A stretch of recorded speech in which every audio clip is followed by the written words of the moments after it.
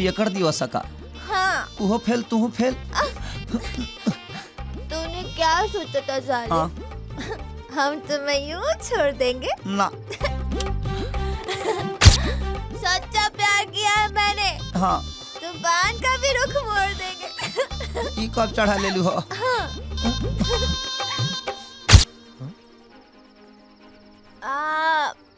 आप राजा के बाबूजी हैं? हाँ। आप बाप नहीं कसाई या कसाई? अभी पिटवाई हमरा। कुछ नहीं के भाई, थोड़ा सा ज्यादा हो गया बा। इनके आगे डिस्टर्ब मत करिए लो, सूते दिया लो। और हाँ, मुड़ी पर तनी ठंडा तेल डाल दिया लो ताकि सवेरे उठिए तक का पार दर्द ना करी। एक गुलदस्ता के ले आए? अरे उहे ले आइल बा जो रात की तोहरा के यहाँ लेके आइल। हमरा के ले आए? हमके नहीं के पता। राजा और के जब बर्दाश्त करे के पावर नहीं खे तो इतना पिए लुका। अब तो शादी के बाद ही भेंट हुई डार्लिंग। अब इतना लंबा गैप अपडेट करे खातिर दिल के बैटरी तक चार्ज करे के पड़ी ना। तकाला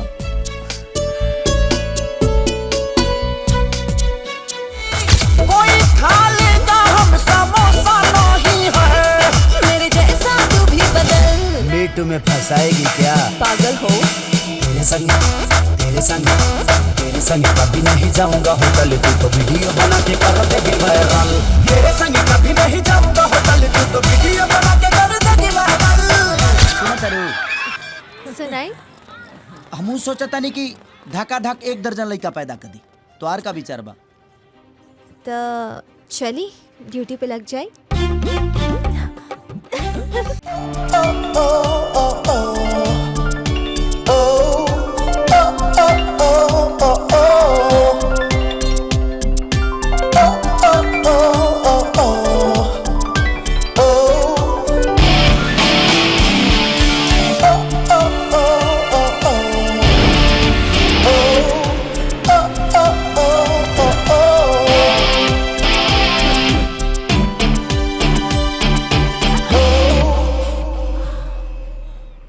हमके तो लगा था कि तू अनहर बाड़ू, लेकिन तार दोनों हाइलोजन तो धक्का धक जा रहा था।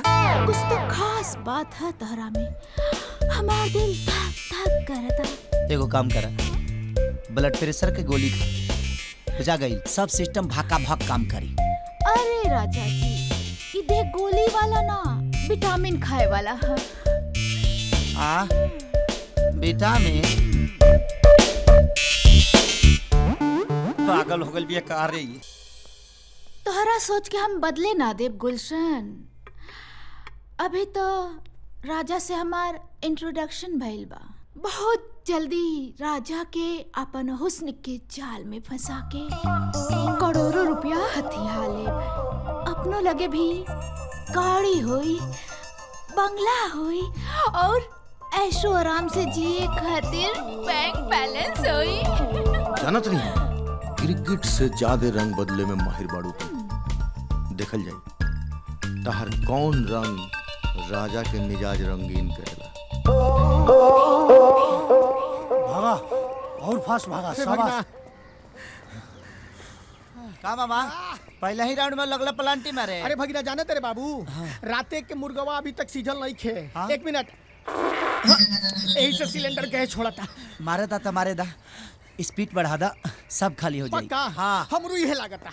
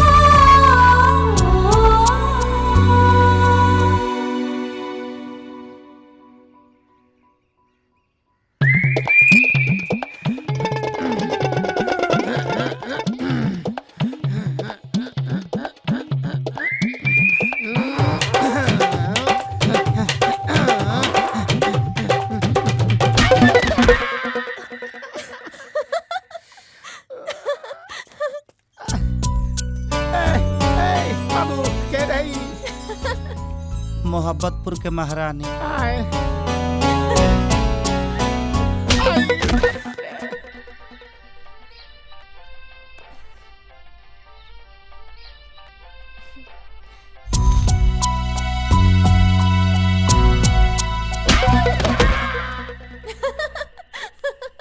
का हो रानी साहिबा, आज बड़ा गच लगा तारू, जॉब मिल गई का? अरे कुछ ना, तब काहे हंसी के हुहारा छोड़ ताड़ू? आज पार्क में एगो बड़ा अजीब सा लड़का से भेंट भेट रहे।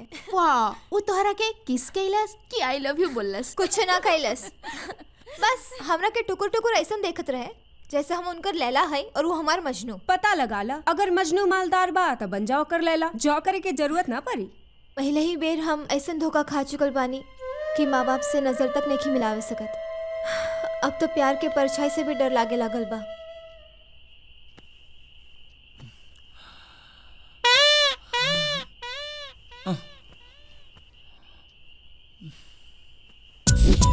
रे सारे रे सा पा गा रे सारे पानी रे सा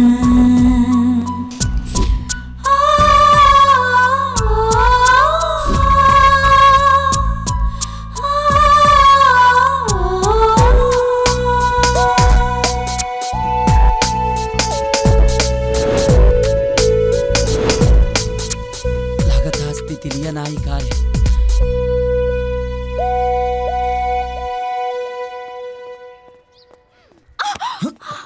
हाय राजा, हाउ आर यू? सफा अंग्रेजी छिल के लील गइल बड़ू। ओ सॉरी राजा, एक्चुअली हमके लागल कि तोहरा जैसन मर्द के दर्द ना होला। माने मर्द माने का होला? ईटा पत्थर कि सरिया सीमेंट? अरे राजा जी, मर्द माने हा अट्रैक्शन, प्यार, हाँ। इश्क और मोहब्बत, ऐतिहासिक लव स्टोरी के सिचुएशन। और बाद में लूज मोशन। Tata bye. ओके।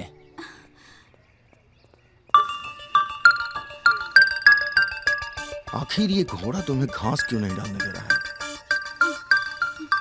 कुछ समझ में नहीं आ रहा है यार। हुस्न की हजारों बिजलियां उस पे गिरा रही हूँ, लेकिन उसके दिल में प्यार की चिंगारी सुलग ही नहीं रही है। आई थिंक इसकी कोई गर्लफ्रेंड है। ए भगना, भाई भाई कवा बेच के एक हेलीकॉप्टर काहे नहीं खा ले ले? काहे मामा? अरे अरे भाई बाइक कितना तेज चलावत रहा कि लागत कि हमार मुड़िए उड़िया जाए। अरे तो तू काहे के चिंता करत रहा? तुहार वाला के बा। अरे मोर भगिना, देखब बेटा जब हम मरब ना तो तू कितना रोवत रहा। तू निश्चिंत रहा, हम तो के मरा ही ना दे। अच्छा अच्छा, आई प्राउड ऑफ यू बेटा, आई प्राउड ऑफ यू। मामा उतरा। काहे? अरे उतरा ना। हाँ हाँ, बस आ जाओ। का मैडम, गाड़ी के इंतजार करता रहू? हाँ, अरे आज सब गाड़ी हड़ताल पे बड़ी से, एको गाड़ी ना मिली है सर। चला वो तो के छोड़ देता नहीं। हम चल जाए। अरे चला तो के छोड़ देता नहीं, आवा।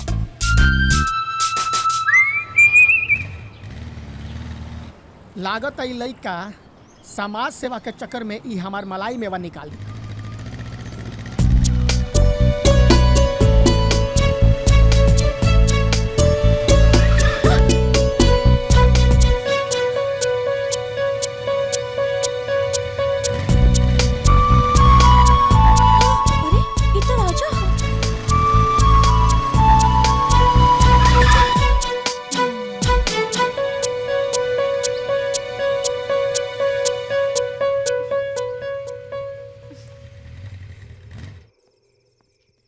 हेलो। का यार, कम से कम आज तो तोहरा के मिठाई लेके आवे के चाहिए। वो कौन खुशी में? आसामनी के सब बता देले बड़ी, राजा के कंस्ट्रक्शन कंपनी में तहरा के जॉब मिल गइल बा। कौन राजा? हमने के पट्टी मत पढ़ावा बेबी। उहे राजा के बात करत तनी सन जेकरा बाइक पे बैठ के तू रांची के दर्शन करत रहलू। ओह ओह, वो तो नहा धोआ के हमरा पीछे पड़ गइल बाड़न। अगर ऐसन बात बा डार्लिंग, प्रजा राजा के पीछे लाइफ सेट हो जाई तहार। तू तो ऐसा बोलो तारो जैसे वो प्रधानमंत्री के बेटा होवन। अरे पगली, रांची के मशहूर बिल्डर राजदेव सिंह के इकलौता बेटा हुवन राजा। तो तू लोग का हमके भिखारी के घर के बुझे तारो? हम वो मशहूर बिल्डर के बेटी हैं। तो फिर एजा का झाक मारा तारू? जा अपना बाबूजी के पास। अमीर बाप के बिगड़ी औलाद को हम बहुत अच्छी तरह से जानते हैं। उन लोग के बिस्तर अच्छे होते हैं लेकिन नीयत नहीं। और मुझे राजा में कोई इंटरेस्ट नहीं है। ओ हेलो, तोहरा जैसा ना तमाम लड़की हथेली पे अपन दिल लेके ओकरा आगे पीछे भटकत रहेली सन, बाकी केहू के दिल ना दहलन। यदि हमार बात पर विश्वास ना होखे तो आजमा के देख लो, ओकरा से दोस्ती करके। बिल्कुल, जब वो तोहरा के लिफ्ट दे देले बड़े, तू अपन ऑफिस में जॉब जरूर दी है। ओके, कहाँ बा उनकर ऑफिस?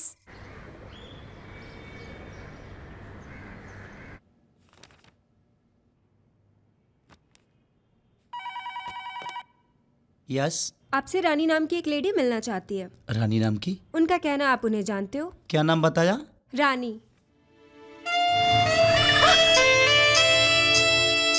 क्या करूं सर? एक काम करो, उनको जल्दी मेरे केबिन में भेज दो। Okay sir. Ma'am, this way. Thank you. Rani, hello. अरे तू पहले बता देला तो हम तो उसे मिले खातिर आगे रहती तो क्या हो के का जरूरत तरला। अरे अच्छा, लेकिन हमारा नंबर भी तो तोरा लगे नहीं खे। बोलो तू कैसे? अच्छा ही बताओ कि चाय लेबू की कॉफी? सॉरी, बैठा। हमार बायोडाटा फिलहाल हमके जॉब की जरूरत बा। अच्छा, तो तू जॉब खातिर आइल बाड़ू? जी। सॉरी रानी, हमारा कंपनी में ऐसा कौनो जॉब नहीं है जौना जगह पर हम तोहके रख सके। कैसे कि हम लोग के पेट भरी ले, केहू के पेट पलत ना मरी ले। हम केहू के निकाल के धोखे नहीं रख सकत। ओके, आपका कीमती समय बर्बाद करने के लिए सॉरी। अरे तू तो फालतू में फूलन देवी खानी किसी आ गई। तो क्या करूँ, आपकी आरती उतारो? एक जॉब तो दे नहीं सकते? बड़े नाम दर्शन छोटे। आपने कभी परियों को गुलामी करते हुए देखो, देखा? मैं परी नहीं, फिलहाल बहुत बुरी परिस्थिति में हूँ। मैं हूं ना, सब आपका राइट टाइट कर दूंगा। आपसे कुछ नहीं होगा, दीजिए। गलतफहमी के शिकार मत होइए आप। मैं नहीं चाहता कि आप किसी की गुलामी करें। इसका मतलब आप ये चाहते हैं कि मैं भूखे मरूं? नहीं, ऐसा भी नहीं चाहता। जब दूध से उठ जरेला ना तो लोग माठा फूक के भी पिएला। तो आर कौनो दोष नहीं के, लेकिन 4 दिन के प्यार खाती जन्म दे वाला माई बाप के तोके छोड़ के ना भागे के चाहिए। यह बात की तो सबसे ज्यादा दुख बा हमरा के। पर हम तोके दुखी देखल नहीं की चाहत। तू हमके न मर्द अपना घर के, हम बात करब ना राजा। मम्मी पापा के सामना करे की हिम्मत अब हमरा में नहीं के। तो चल हम तोरा अंदर हिम्मत के बारूद भर देता नहीं। कहाँ? उस जन्नत में जहाँ लोग टेंशन भुला के सिर्फ खुशी से झूमेला।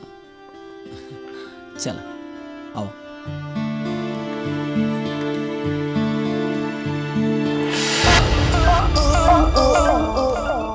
अच्छा, तो ई लौंडिया हिया अपन राजा के गर्लफ्रेंड। बहुत कठिन है डगर पनघट की, कैसे भरेगी अब खजाने की मटकी। बी पॉजिटिव यार।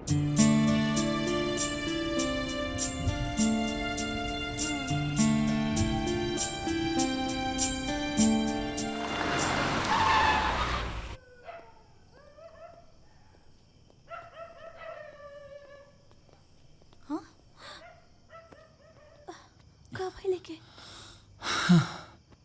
कुछ नहीं क्या भाई, थोड़ा सा ज़्यादा हो गया बा। इनके अगर डिस्टर्ब मत करिए लो, सूते दिया लो।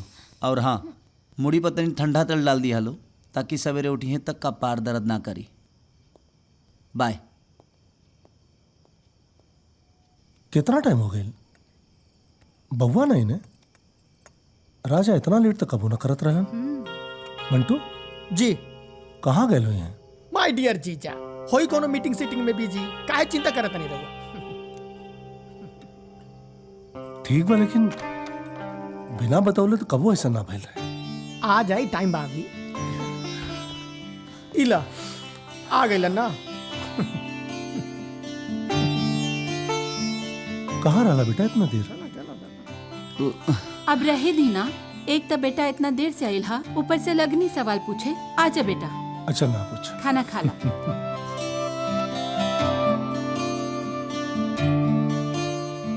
मत देर कल करा, मन घबराला हमारा।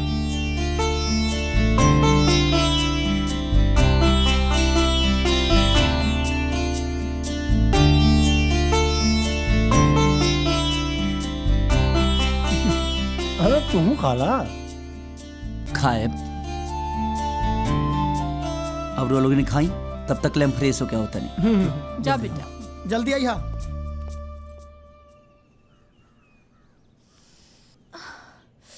ओह गॉड।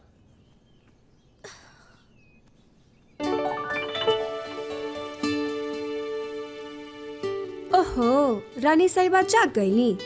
कॉफी पीला। एक गुलदस्ता के लिए आए। अरे उहे ले आइल बात जो रात के तोहरा के यहाँ लेके आइल। हमरा के लिए आए, हमके नहीं के पता। राजा और के जब बर्दाश्त करे के पावर नहीं खे तो इतना पिए लो काहे? अच्छा भाई, राजा तो के यहाँ सही सलामत फूल की तरह सहेज के पहुँचा देहलन। ना तो तू अगर दूसरा मर्द के पल्ले पड़ल रहतू ना तो तुहार उ होटल में ले जाके हिसाब किताब अच्छा से कर देतन। राजा तोहरा प्रति बहुत सीरियस बा रानी, तोहर बहुत फिकर बा उनका। अरे भोरे भोरे ये गुलदस्ता राजा लेके आइल रहलन, ये पता करे कि तू ठीक बाड़ू के ना। जब तहरा के जगावे के कहनी ना तब पता बा राजा का कहलन। हमरा वजह से कोनो डिस्टरबेंस ना होके के चाहिए। सुते द हमार तितली रानी के। अरे जितना अच्छा राजा बाड़े उतना ही अच्छा तोहरा के नाम देले बाड़े, तितली रानी।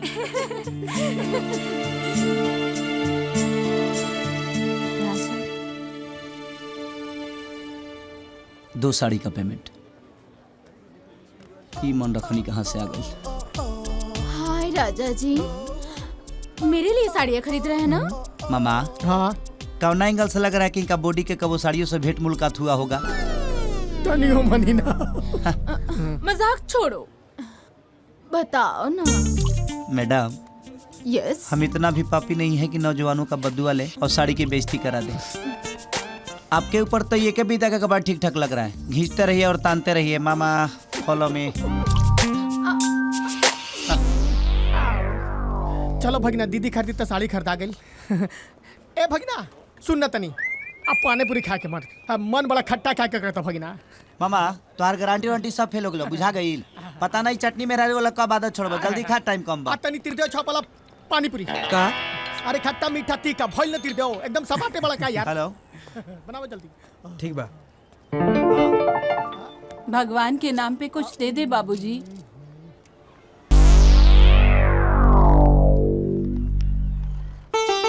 क्या है इसमें? साड़ी है। साड़ी? शायद हमरे माई से ज्यादा रउरा जरूरत बा। तुम्हारे जैसा मेरा भी बेटा रहता तो ये दिन देखना ना पड़ता। ले जाइए करके।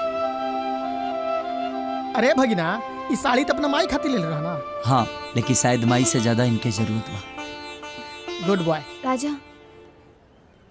मुझे कुछ बात करनी है। का बात बा? यहाँ नहीं, कहीं और। मामा तू घरे चल जिहा, हम आवता नहीं। चल। फिर लेकर चल गेली। अब का करी? मैटर सीरियस बुझाता। गुलशन बिना पता न कहाँ रह गई।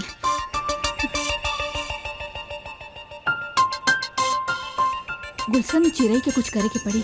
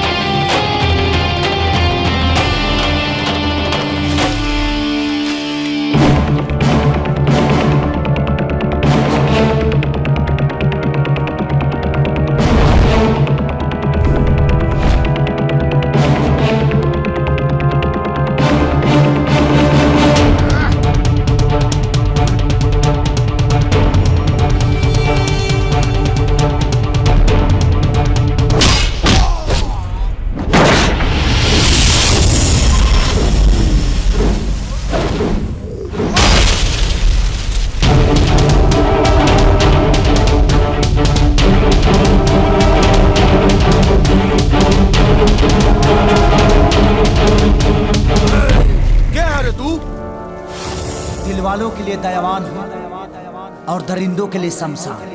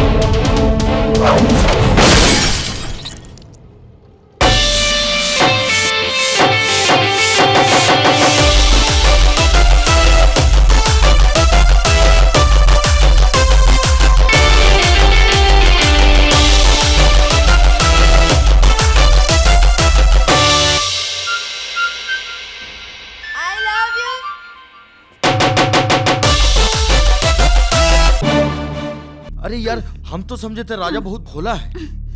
सरवा जहाँ जहाँ टच किया है पूरा जल गया है। तुम्हें तो मैंने लड़की उठाने के लिए बोला था ना।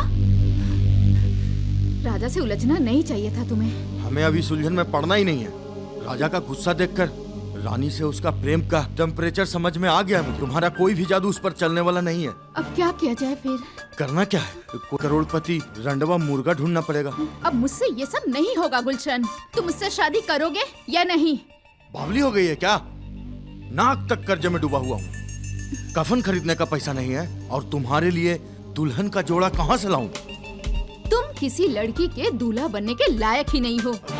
आज से तुम्हारा रास्ता अलग और मेरा रास्ता भी अलग। मैं तो जा रही हूँ अपने फ्रेंड के पास गोवा में। अरे हमार राजा भगीना कहाँ बंगाल के खाड़ी में डुबकी लगावत तड़े की फोन नहीं खेलगत यार। राजेश्वरी, ए लड़की के ठीक से देख ला। अब बतावा कि तुहार पतो बने लायक बिया कि ना। अरे वाह मालिक, ये दुल्हन तो एकदम फुलटू फटाक बाड़ी। राजा भैया के संगे इनकर जोड़ी लल्लन टाप लागी। ए लल्लन की नानी बता दे अपने मालिक से, हिया हुआ के लड़की ना, हम तो अपन रांची के लड़की क्या अपन बहू बनाई। लागत है कि हमार भगिना के भगही टाइट होके से बच जाई। अरे महारानी पगलेटा बाड़ू का, ई लड़की राचिया के बिया। हमार बिजनेस पार्टनर बाड़ा ना कैलाश से, उनकर बेटी है। तब तो ठीक बा। अब लागत है कि हमार साढ़ के खूटा से बनाए से कोई न रोक सकी। ठीक बा, पक्का। चल, लड़की तोहरा के पसंद आ गई, अब तो एकर बिया राजे से हुई। हम कैलाश सिंह के फोन करके बुला लेता नहीं, ताकि शादी के दिन और तारीख धरा जाए। ए साराम, हाँ तू आके देख ला फोटो, तब बा ना हैप्पी मूड में अपना दीदी के इमली घोटाई बा। अरे हमरा देखला से का होई जीजा जी, जेकरा बियाह करे के बा ओकर देखल जरूरी बानू। ए सरऊ, तू हमार बेटा है, राजदेव का, हमरा मर्जी के खिलाफ ना जा सकेला।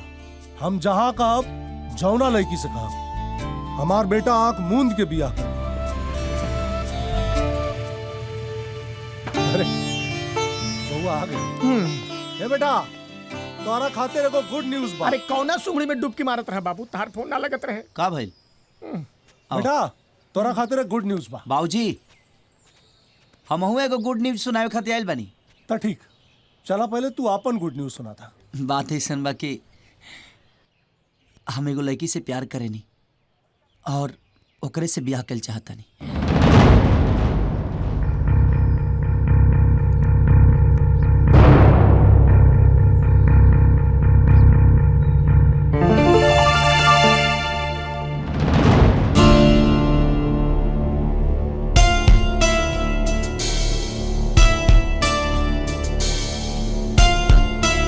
चला राजेश्वरी।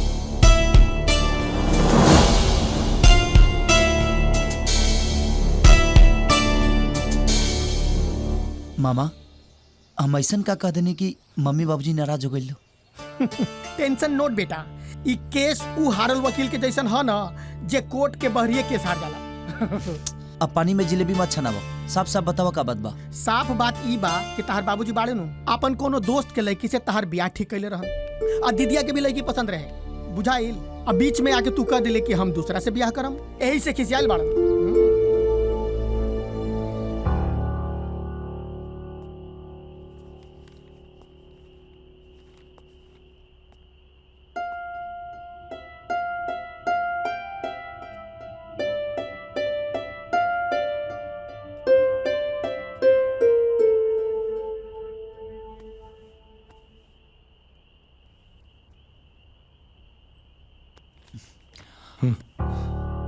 हमके नींद आवता, सुते था। जा तू यहाँ से।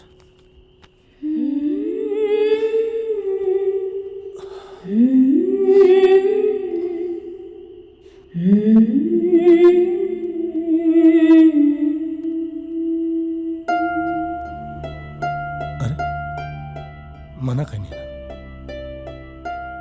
कदा नहीं ना, समझ में नहीं क्या होता। जाके सोचा।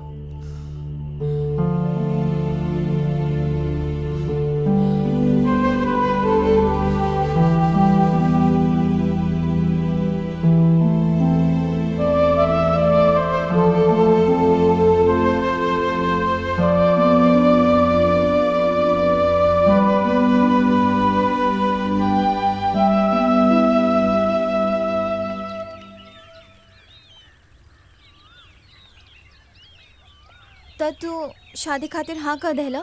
ना, लेकिन बाबूजी की नाराजगी हमके बहुत तकलीफ देता। तो फिर समझाओ ना अपना बाबूजी के। आजकल माँ बाप के पसंद से ना, लड़का लड़की के पसंद से शादी होला। हमरो ला एगो रिश्ता आयल रहे, लेकिन हम तो वो लड़का के फोटो तक ना देखनी। रानी, तोहरा में हमरा में फर्क सिर्फ इतना बा कि तू खाली अपना बारे में सोचले, और हम माई बाबूजी के साथे साथे पूरा समाज के बारे में।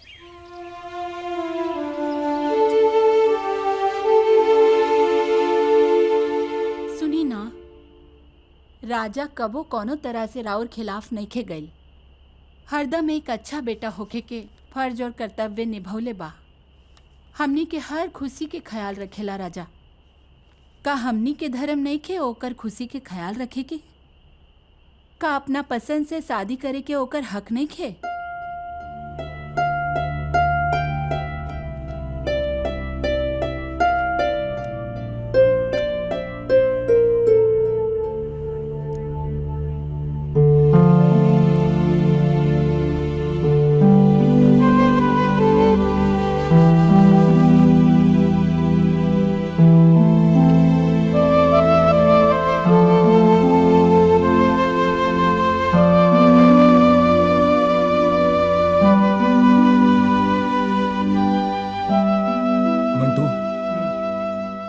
नाश्ता ऑफिस भिजवा दिया।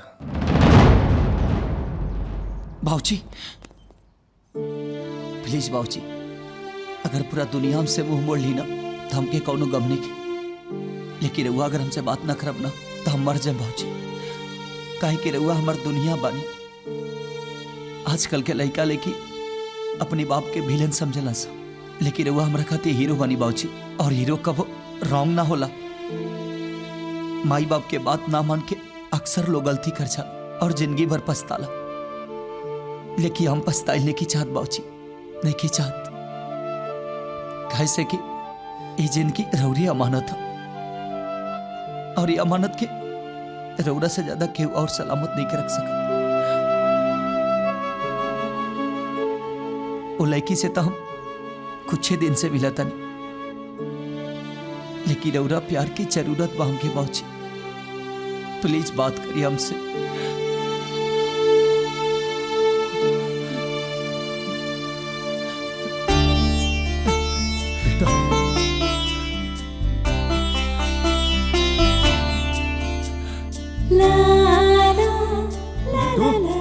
जी नाश्ता निकाल।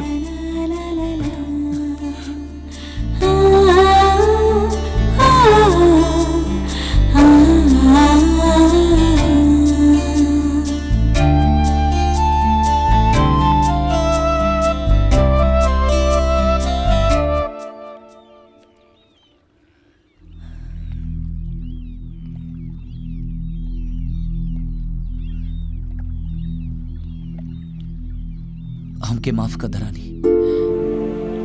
बाबूजी हमर शान बड़े, हमर जान बड़े, और हम अपने जान के जख्मी करने की चाहत। अब हमर बाबूजी जौना लेकी से कही है, जहां कहीं वही जी शादी करब। राजेश्वरी, हमनी के बेटा राजा खाली नाम के ना, दिल के भी राजा बा। हमरा खुशी खातिर अपना प्यार के कुर्बान कर दरस। महान बा राजा, और ऐसे ने महान बेटा की खुशी खातिर हम कुछ भी कर सकीले। अब हम फैसला कर लेले बानी कि राजा का बियाह वही लड़की से हुई जेकरा से वो प्यार करेला। वो तो ठीक बा, लेकिन सांझ के राउर दोस्त यहाँ पहुँचे वाला बनी। हाँ, उनका चिंता मत करो, उनके हम समझा दे। देखा राजा, एक बार पहले भी हम प्यार में धोखा खा के बड़ी मुश्किल से संभल बानी। अब फिर से तू है दलदल में हमरा के फिर से धकेल चाहता रहा। तोहरा के याद बा ईश्वरी, जब से राजा हमनी की जिंदगी में आई तब से तरक्की के तमाम सीढ़ी चढ़ के आज हम मुकाम तक पहुंचल बानी। राजा के खुशी हमरे खातिर बहुत मायने रखेले। हम राजा के दुखी कह के ना जी सकेले। राजा का बियाह वही लड़की से हुई, हम सोच ले लिया। हाँ जी, राजा के खुशी में ही हमनी की खुशी बा। माँ बाप के प्यार ने मुझे तुम्हारा गुनाहगार बना दिया, वरना हम तो तेरे प्रेम के पुजारी थे। तो के पास आ तुम बेवफा, याद रखना, अगर मेरा दिल तोड़ के तुम अपना संसार बसाओगे तो तुम्हारी खुशियों में ऐसी आग लगेगी जो तुम कभी बुझा नहीं पाओगे। अब आग लगे या मेरी चिता जले, बेटे का फर्ज तो निभाऊंगा।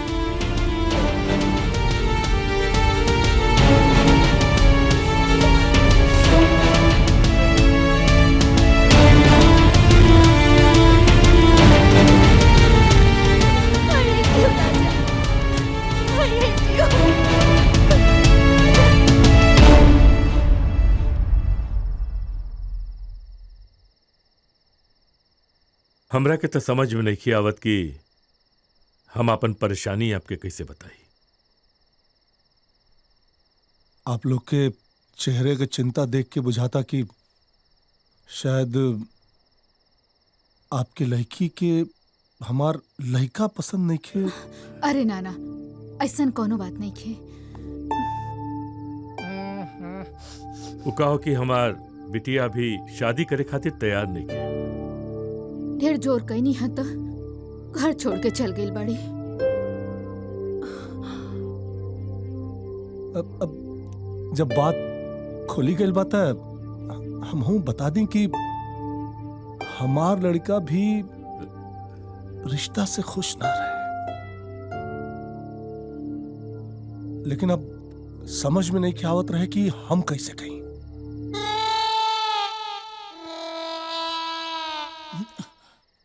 ये अच्छा भइल कि तुम बोल डाला, नहीं तब चला हम लोग।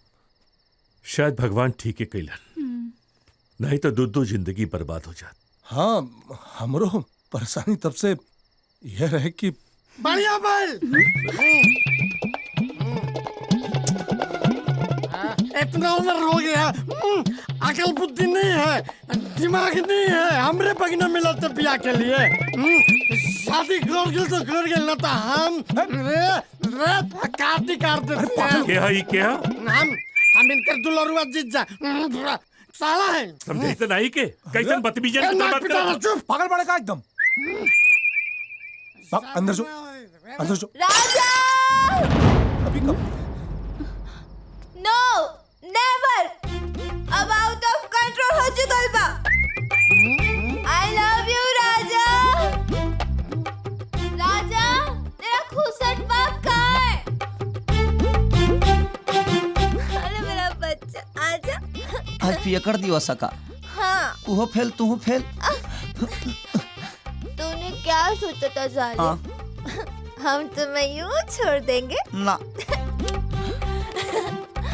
सच्चा प्यार किया है मैंने। हाँ। तूफान का भी रुख मोड़ देंगे। ई कब चढ़ा ले लू हो?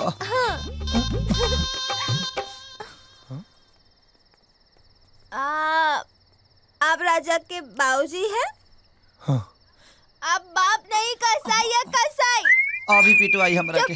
जब राजा मुझसे प्यार करता है और मैं राजा से, तो आप जबरदस्ती उसकी शादी कैसे कर सकते हैं?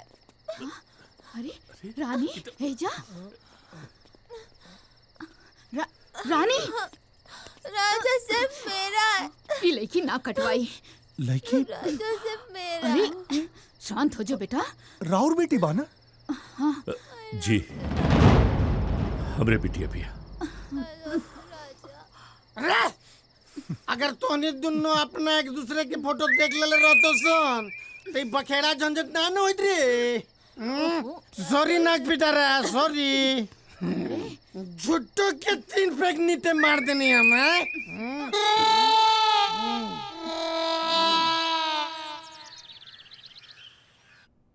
राजदेव बाबू, बिया यहाँ रांची से हुई कि पटना से? अरे महाराज, हमने लड़का वाला बने, जहाँ कहा बारात लेके पहुंच जाए भाई। लेकिन भाई साहब, ई गांव नगर के लोग के हमनी से बहुत उम्मीद रहेला।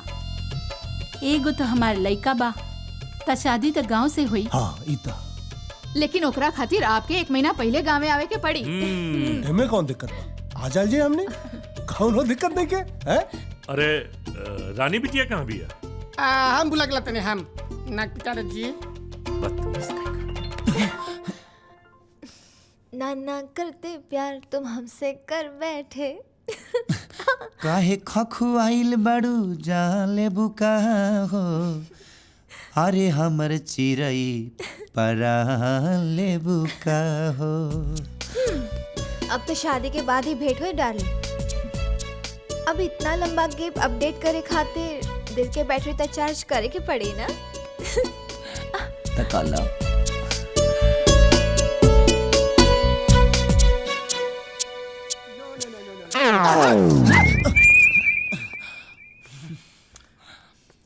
मतलब कि हुआ शादी सगाई के बाद चलता, अहिया गोद भराई के तैयारी होता। ढेर बेचनी तहरे बाजा ना जा। ए भगिना देख न रे, देख हमर बियाह नहीं के भइल तो बेचैनी ना होई। तो तन हमरो लग गइल। जाइबा आय जातनी ठीक बा, कोई मना नहीं के केवड़िया लगा ले। निपट के जल्दी आवा। हां आवा जल्दी।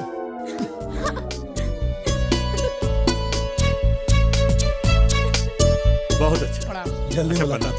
बिल्कुल आ जाएंगे। हाँ, खुश है बेटा, खुश। बाकी जैसा हुई दिन तारीख डेट हम रोवा के बता दे। चला चला बेटा। नमस्कार बेटा। अब प्रणाम। आओ बेटा। By by.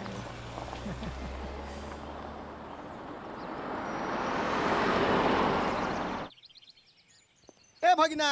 हाँ हई बिन बिया हले मोटरी गठरी लेके ससुरारी चल देला का आए एगो बात बताई मामा, का पहले से तहर पेट बोरा और दिमाग दोरा भइल जाता। तनी मनी हमरो लागता। खैर छोड़ा, हई राजा जी कहाँ खातिर कुछ करा तड़न। बोर्ड के मीटिंग खातिर दिल्ली जाता नहीं, तब तक ले तू 52 बीटा पिया, दिमाग ब्राइट रही। प्रणाम खुश रहा बेटा।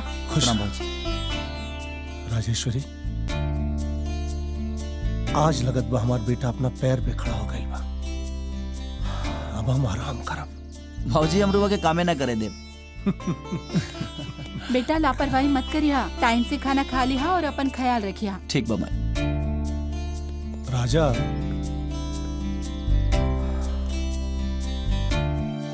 अपन ख्याल रखिया बेटा, और जल्दी आ जाइए।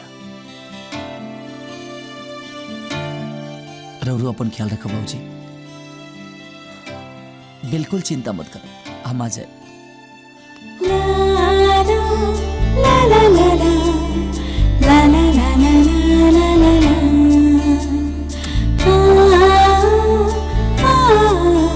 ठीक बा बाबूजी, टाइम से खाना खाते रहो। हाँ बेटा, तू ख्याल रखिए। हाँ।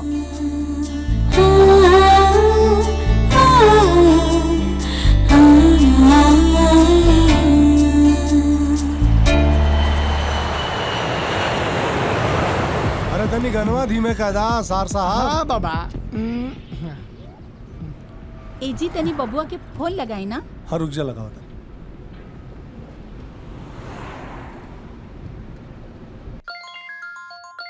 हेलो बाबूजी, प्रणाम। खुश रहा। हाँ बेटा, ला तो यार मम्मी बात कर चाहता। ला। हेलो। हाँ बेटा। हाँ माई, प्रणाम। ठीक बाड़ा ना तू? बहुत याद आवता तुहार। ए हमार लाल। अरे अब हम के बतियावे देबू। दा दा हम रख दा। हाँ बेटा। अरे बाबूजी, पूरा बटालियन कहाँ जाता? गाड़ी की आवाज आवता। अरे तू एक हफ्ता खातिर चल गई ला, तो हम सोचनी की गाँव वाल जाए। आखिर तोरे शादी ब्याह का इंतजाम तो होइजे करे के बाना बेटा। मैंने हमारे के छोड़ के सब लोग गाँव चल गए। अरे तो एक काम करिया बेटा, जब तुम्हार काम कंप्लीट हो जाए ना, वहाँ से सीधे गाँव आ जाइए। हाँ ठीक बा बाबूजी। साहब ला बसंती का कहते सुन ला। मथुरा के पेड़ा लेती आई मैम सबके खियावे खातिर। ठीक बा, जरूर लेके आई हम। जीजा तनी हमरो मामो कुछ कहना चाहता है। का मामा? अभी ले उतरल लिखे का तो यार। बाबू हमरा खाती ना एगो अंग्रेजी के खंबा ले लिए।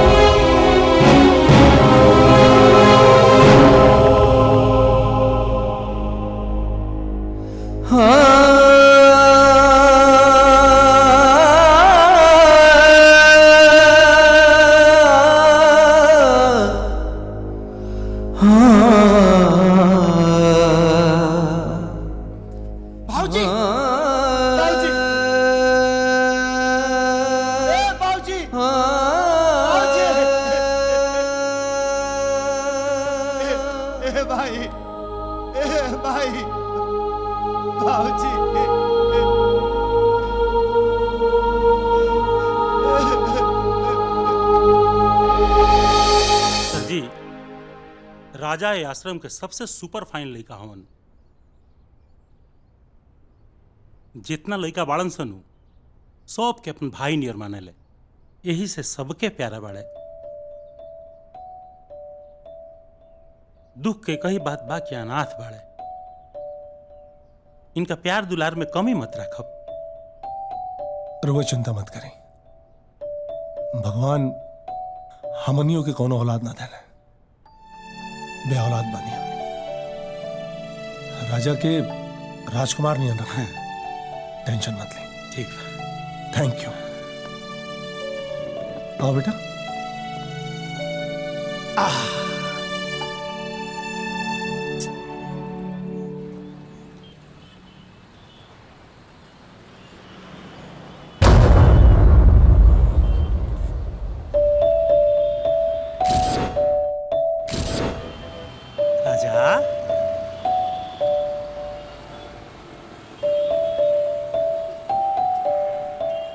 बजरंगी चाचा।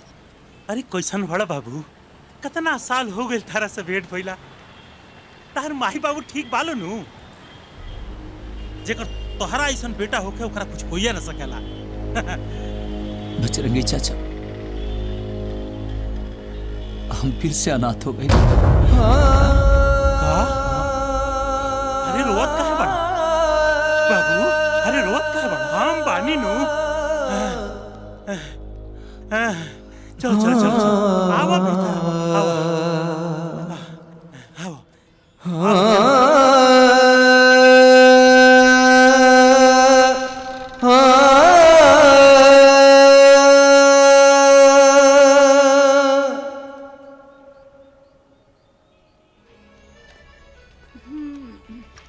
मेनुआ, रिमोट दो ना। ना हम ना दे। पहले हम अपना पसंद के सीरियल देख ले, ओकरा बाद तोहनी के देखिया। ना हम ना देव कहनी ना। अरे दे ना। ई देखो तो बड़ा लड़ाकू हिया बुढ़िया, यही से घर से निकाल गई बिया। तोर तो लगता घर वाला हिया डोली में बिठा के भेजले बाड़न सन। हाँ रोकले बाड़न सन। चल पाखंड बतिया बतारू। ई फूलमती चाची है राजा, सीरियल देखे खातिर रोजे झगड़ा झंझट करेली। हो सकेला सीरियल देखला से इनका घर परिवार के कमी महसूस ना होत होई। यही से हमहू कुछ ना बोली। चल चले। आओ।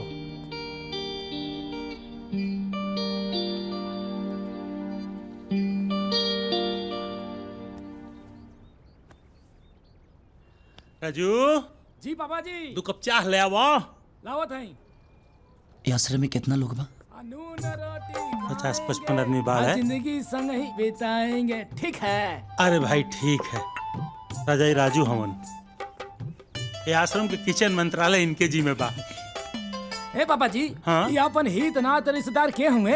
अरे बुरबा की हमर लइका हवे। लइका? हाँ। अरे नमस्ते भैया, नमस्ते नमस्ते। अरे रजवा, का चचा कितना बेर कहले बानी कि हमार चाय हमरा ग्लास में दिहल कर। सॉरी चचा। लेकिन दे हमके अपवित्र गल चाहता है। हाँ। ले ले कहीं पी। ठीक है। अरे भैया, डोंट चिंता, नॉट फिकर। यहाँ के पवित्र पंडित जी हैं।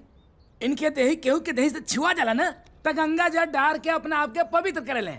24 घंटा जार पार छुआ छत के चक्कर में परेशान रहे ले। और जितना देर पूजा करिए ना, बस उतने देर शांत रहिए बस।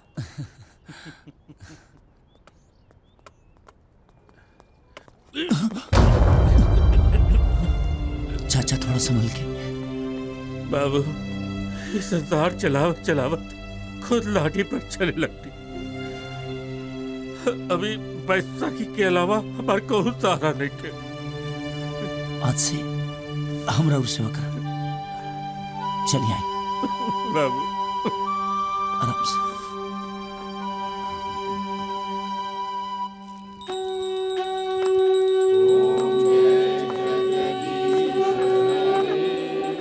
स्वामी जय जगदीश हरे, भक्त जनों के संकट, भक्त जनों के संकट पल में दूर करे। ओम जय जगदीश हरे। मात पिता तुम मेरे, शरण कहूँ मैं किसकी, स्वामी शरण कहूँ मैं किसकी, तुम बिन और न दूजा।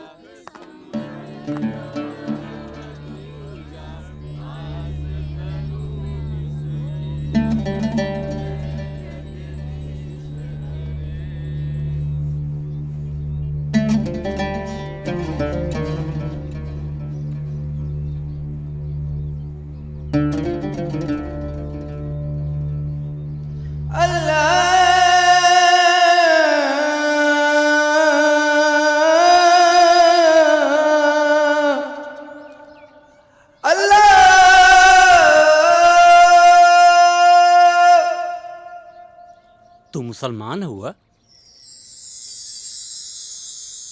जब ईश्वर अल्लाह एक है तो हिंदू कौन और मुसलमान कौन? हम एक मामूली इंसान है चाचा।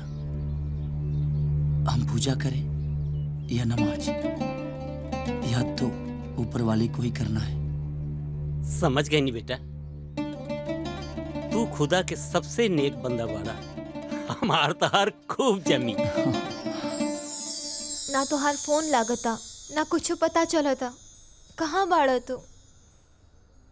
हम तोहरा खातिर कितना परेशान बानी, बुझत काहे नहीं खतू?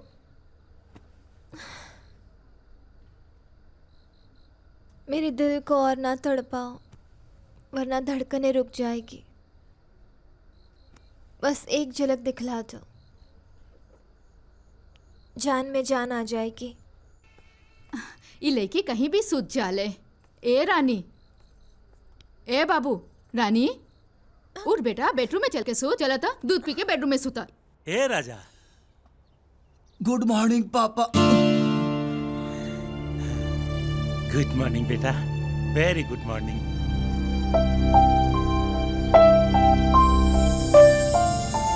हाय ले और दी तनीसा, ये कौन खाना बा? ना तेल बा ना नमक बा, कोनो स्वादे नहीं।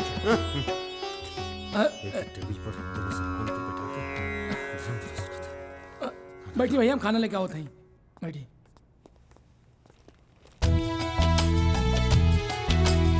अरे भैया भैया भैया, अरे वो पंडित जी का जूठा हम ताजा लेके आओ। थे ऐसे भी बुजुर्ग के जूठा भगवान के प्रसाद के समान होला, और बहुत कम ऐसा लोगन के माँ बाप के जूठा नसीब होला। और ऐसे भी खाना के अनादर ना करे के चाहिए। रह दा बेटा। हाँ चाची, आओ थे। Good morning. Good morning. क्या बात है, ठीक है सब? हाँ भाई। टीवी देख रहे हैं? हाँ जी भाई साहब। सबको गुड मॉर्निंग भाई। Good morning.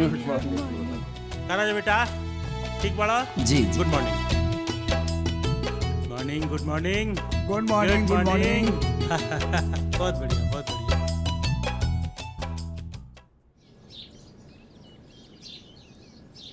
हेलो, लोहा सिंह बोला तानी। हाँ हेलो भाई, नमस्ते। नमस्ते के गोली ढेर किया दे ले बजंगी। 3 दिन के अंदर हमार कर्जा चुका दे, ना तो मुट्ठा फुट्टी के साथे तोड़ो के वृद्धाश्रम से बाहर निकाल के फेंक दे। लोहा भाई, हमार बात, 1 मिनट हमार बात सुनिए ना लोहा भाई। चाचा जी। राजा बेटा, प्रणाम। बहुत तकलीफ होत बा। हमार सबसे प्यारा दोस्त हमरा के छोड़ के दुनिया से चल गई, और तू हमरा के कुछ बतौला तक ना बेटा। चाचा जी, हम केहू के कुछ बतावे की स्थिति में ना रहनी। लेकिन राजा बेटा, तू इतना दिन रहला कहाँ? वही जगह घरनिया जहां से हमके बाबूजी लेके आई रहनी।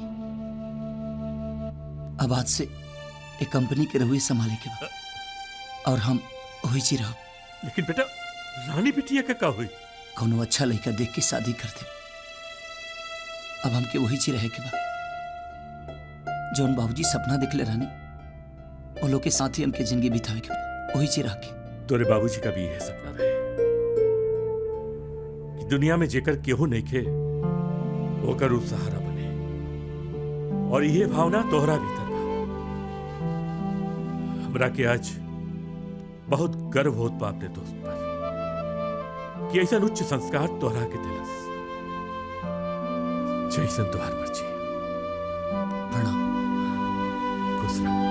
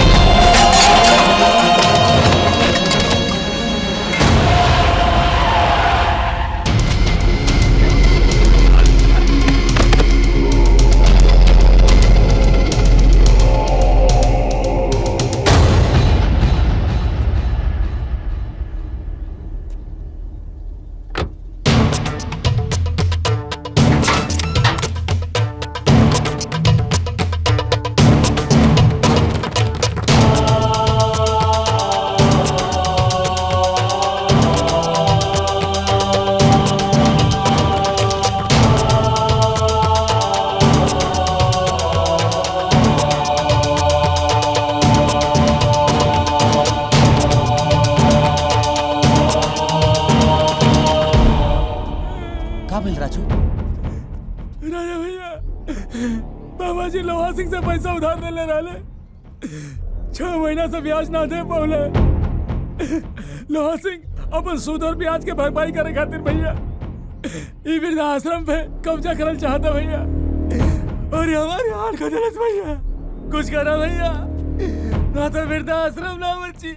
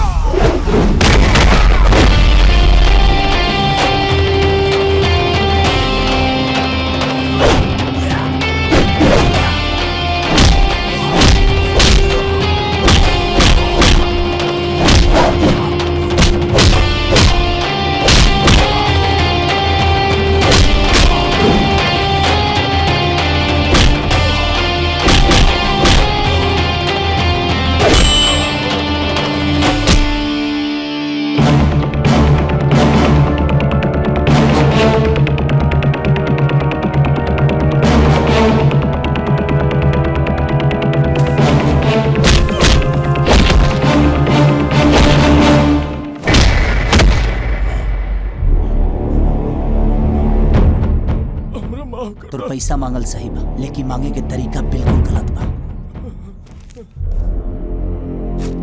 ई ले ब्लैंक चेक, एमे सूद और ब्याज के साथ भर ली और दोबारा आश्रम की तरफ पैर मत रखी, वरना तोरा के लोग लोहा सिंह ना कटहर के कोआ सिंह समझी।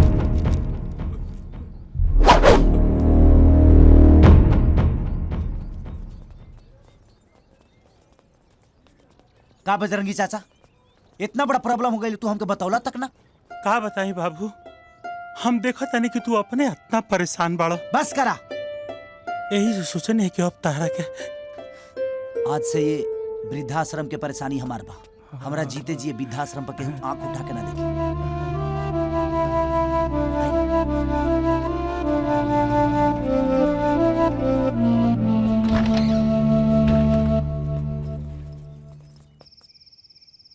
राजा अपना माए बाबूजी के देवी देवता नियन पूजत रहलन, उनका हर खुशी के ख्याल रखत रहलन, लेकिन दुख के कहर ऐसन तबाह कर देलस।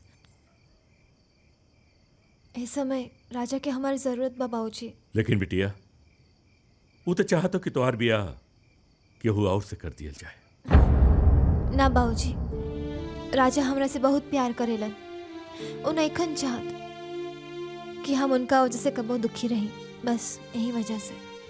ये जी, आजकल बिना स्वार्थ के केहू केहू के अपन ढेला तक ना रेवेला। और राजा तो रउआ के अपन करोड़ के बिजनेस सौंप देलस। एकर मतलब कि उ रउआ के अपन समझेला। ऐसन समय में हमनी के उनका अकेले कैसे छोड़ सके नहीं जा। हाँ बाबूजी, अब राजा ही हमारी जिंदगी और जहान बाड़े। दादी तू चिंता मत करा, 2 मिनट के अंदर ही तो हर दर्द छू मंतर हो जाए। आज तक हमार बेटा बहू इतना सेवा नहीं कैले बेटा, तुम्हारी कर्जा हम कैसे चुकाई? बिल्कुल ना, अगला जन्म में हमार माई बन जी है, कर्जा चुक जाए। वाह वाह।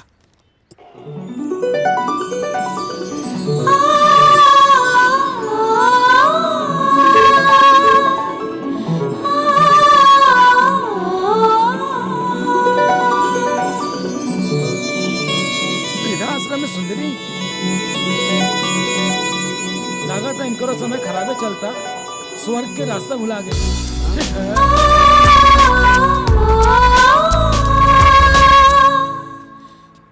कहा बेटी, यही उम्र में तोहरा घर के लोग घर से निकाल देहलन?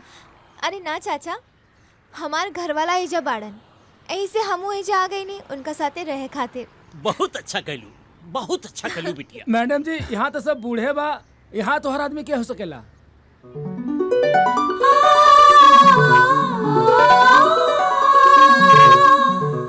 रानी तू यहाँ का करे बड़ू? तू का समझत रहला? तोरा कहला पे हम केहू और से शादी कर ले। खरी के परी, इससे कि तू हमारा साथे खुश ना रह पाई। अब ये हमार घर और यहाँ के लोग बाग हमार परिवार बा। लेकिन हमार परिवार तो तू बाड़, हमार जिए के आधार तू बाड़, हम तोरा बगैर ना रह सके। रानी तू ऐसो आराम में पलल बड़ू, नाजुक बड़ू, तू ये माहौल में ना रह पाईबू। हमके तो तोहार दिल में रहे के बा। प्लीज रानी तू समझे की कोशिश करा। हमसे ज्यादा तोरा के समझे वाला बा? हम बहुत थक चुकल बानी, थोड़ा आराम कर चाहता नहीं। राजू जी पापा जी। बबुनी के ले जाके उनकर कमरा दिखावा। ठीक है। बजरंगी चाचा यहाँ ना रह पाई है। हम एजा रहब। अच्छा ठीक बा तले आवे दो। और हम तोरा खानी सब लोगन के सेवा करब। चलो आओ बेटा आओ। आई आई आई। बहुत अच्छा।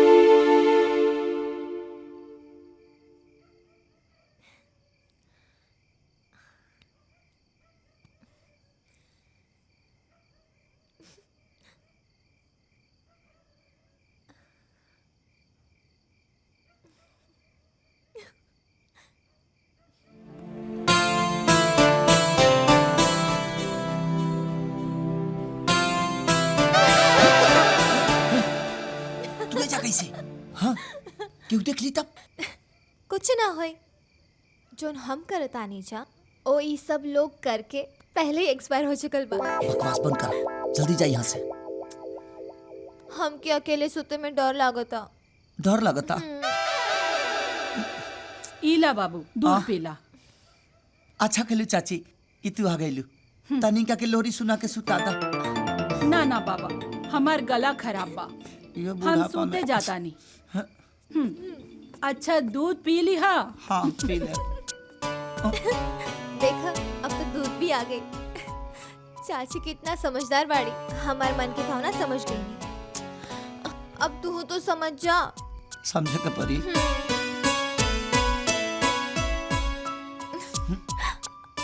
अरे हम इतना आगे भी ना सोच ले रही।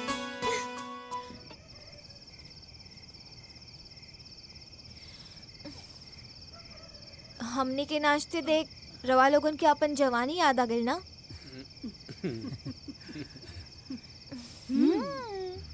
वेरी गुड, लेकिन खाली ताका जाके करे से काम ना चली, हमार हेल्प करे के पड़ी। कैसन हेल्प? अरे यार राजा से हमार शादी तय हो चुकल बा। अच्छा? लेकिन वो रवा सब लोगन के सेवा करे के चक्कर में हमसे रिश्ता तोड़ल चाहता रे, हमसे मुंह मोड़ल चाहता रे। तो गलत बा। ये तो सरासर नाइंसाफी बा ना। हाँ एकदम नाइंसाफी बा।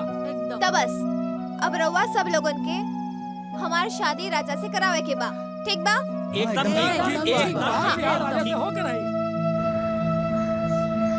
धीरे से सांस अंदर लीजिए। अब दूसरी साइड से सांस छोड़िए। Very good. अब अपने हाथ फैलाइए राम राम राम राम राम अपवित्र का दहलस नीच कहीं का। महाराज इंसान होके इंसान से घृणा करता नहीं, ऊपर से पवित्र के माला जपता नहीं। ये धरती पर जन्मल हर प्राणी अपवित्र बा। तहरा कहला से मान ले। सही बात बा। शरीर मरेला की याद में शरीर तो हो गइल ना क्लियर। जौन अपवित्र बा उमर जाला, नष्ट हो जाला, और आत्मा हमेशा पवित्र रहेला। यही से ना वो कबो मरेला ना नष्ट होला। मन के गुमान छोड़ी महाराज, ये मन के पवित्र रखी, मन के। और मन पवित्र होला प्रेम से। जात पात ऊंच नीच के भ्रम हटा दी और ये दुनिया में रहे वाला हर इंसान से प्रेम करी। धर्म सिखावे। वाह रानी वाह, तू शरीर के मजबूत करे वाला योग सिखावेलू और राजा मन के आत्मा के शुद्ध करे वाला योग सिखा देला। आखिर चेला केकर हवन? जी गुरु आइन प्रणाम। चला बजरंगी चा।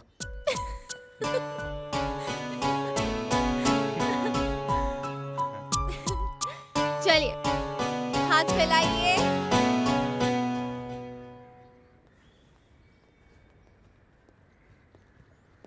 सही कहलू बहन, हम तो पहले ही कहते रहनी।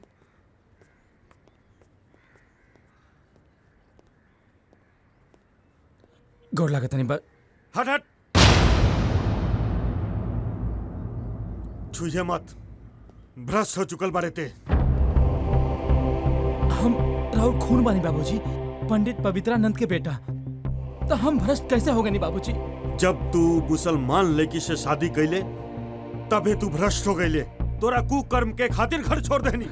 अब यहाँ काहे आइल बरते? एक बेटा के फर्ज निभावे खातिर और राहुल बहू के फरियाद सुनावे खातिर बाबूजी। कहल का चाहता रे? बाबूजी फातिमा काल सत्यनारायण महाराज के पूजा रखले बाड़ी और चाहतड़ी कि रउआ आके आशीर्वाद दी, उनके बहु स्वीकार करी बाबूजी। यह संभव बा? हम ऊ नीच के कबो अपन बहु ना मानब और ना ऊ घर में बैर रखम जहाँ ऊ डेरा जमौले बिया। हवेली हाँ ठीक है। हाँ।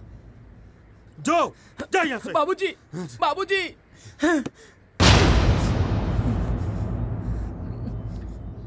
भैंसी के आगे बीन बजाए भैंसी लागे पगुराहे भैया। ये हालवा पंडित जी के ऊपर से भगवान साक्षात जमीनी पर उतर के उनको समझाइए ना, जात पात के भंवर से बाहर ना निकली है। ठीक है बजरंगी चाचा। हाँ बाबूजी तो मना कर रहे, लेकिन आप लोग पूजा में जरूर आए। ठीक बा। एक मिनट, तू मुस्लिम लड़की से शादी के लिए बड़ा? जी भैया, लेकिन अब वो पंडिताइन बन गई बिया। दोनों बेरा पूजा पाठ करेली, पूरा श्रद्धा से तीज त्योहार मनावेली और ईश्वर से यह मनावेली कि बाबूजी मान जास और साथ में रहा। चिंता मत कर, तोहर बाबूजी घृणा के आग में जरत रहे। जब वो आग ठंडा हो जाए तो वो घरे भी आ जी और तोरा मेहरारू के बहू भी मान ली। हाँ, यह उम्मीद में बानी भैया। ठीक बा, जा। प्रणाम चाचा। ठीक बा, खुश रहो।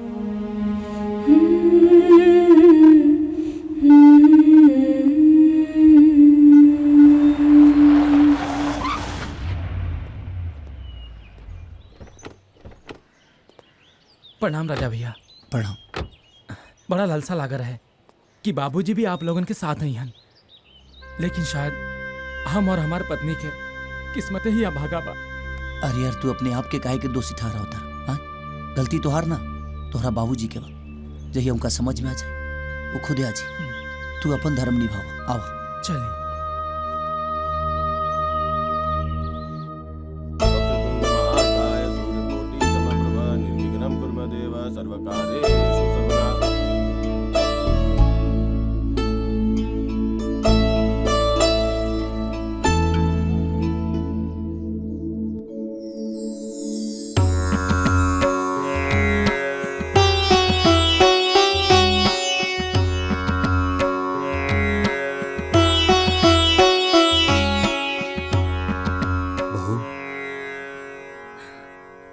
बाबूजी, बाबूजी। जीते रहो। सुना तानी जी। हाँ का भाई? अरे बाबूजी आ गए। बाबूजी तू आ गए बाबूजी। बाबूजी आज हम बहुत खुश बानी बाबूजी। बाबूजी चल राजा घर आते रहना। जी धन्यवाद भैया। नून रोटी खाएंगे जिंदगी यहीं बिताएंगे। ठीक है ठीक बा। सुनाओ अरे खातू ना खा ला ला।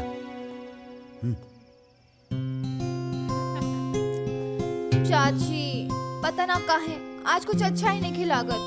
आज तहार हीरो ना आइलन ना, एही खातिर तोहरा बोरिंग लगता।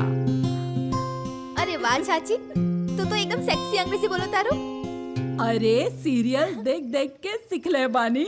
अच्छा पर चाची हमार शुभ विवाह के सीरियल कब बनी? राजा तो हमके भावे नहीं खिदेत। राजा के अगर अपना में सटावल चाहतारू तो तोहरा ऐसन काम करे के पड़ी कि आश्रम के सब लोग अपन अपन परिवार से मिल जाएं, वृद्धाश्रम खाली हो जाए और तोहार गृहस्थ आश्रम शुरू। अरे वाह चाची, तू तो एकदम फाड़ू आईने देले बाड़ू। तू तो एकदम मल्टी टैलेंटेड बाड़ू। हाय देखा तहार सुपर हीरो आ गइलन। चाची अब देखा देखी बहुत हो गई, अब दिमाग सिर्फ टारगेट पे लगावे के पड़ी। पर हम सोचे तानी के शिकार हम तोरा के बनाई। हाँ हम का भेड़ बकरी बानी जे हमार शिकार करबू। ए रानी चाची के काहे डराव तारू? एक मिनट चाची, तू हमरा के ई बताओ कि तू अपना घर परिवार से दूर यहाँ काहे बाड़ू? देखा बबुनी, हमार पतोहू बड़ा हाई फाई अंग्रेजी बोले लिया और हम ठहरनी गवार अनपढ़। दादी दादी एक कहानी सुनाइए ना। अरे बेटा कहानी सुनबा? सुना। एगो राजा रहे। What is this, Surya? What's going on? तुम इस गंवार औरत के साथ यहाँ पे बैठकर अपना टाइम वेस्ट क्यों कर रहे हो? हाँ? इन लोगों को भोजपुरी के अलावा और कोई लैंग्वेज आती है क्या? अगर इन लोगों के साथ तुम रहोगे ना तो बिल्कुल गोबर गणेश बन के रह जाओगे, समझे? Come on, get up I say. Go and do your homework. Listen to me, किशोर। इस घर में ना या तो मैं रहूंगी या तो तुम्हारी ये माँ। दिमाग खराब करके रखा है सबने मिलकर मेरा।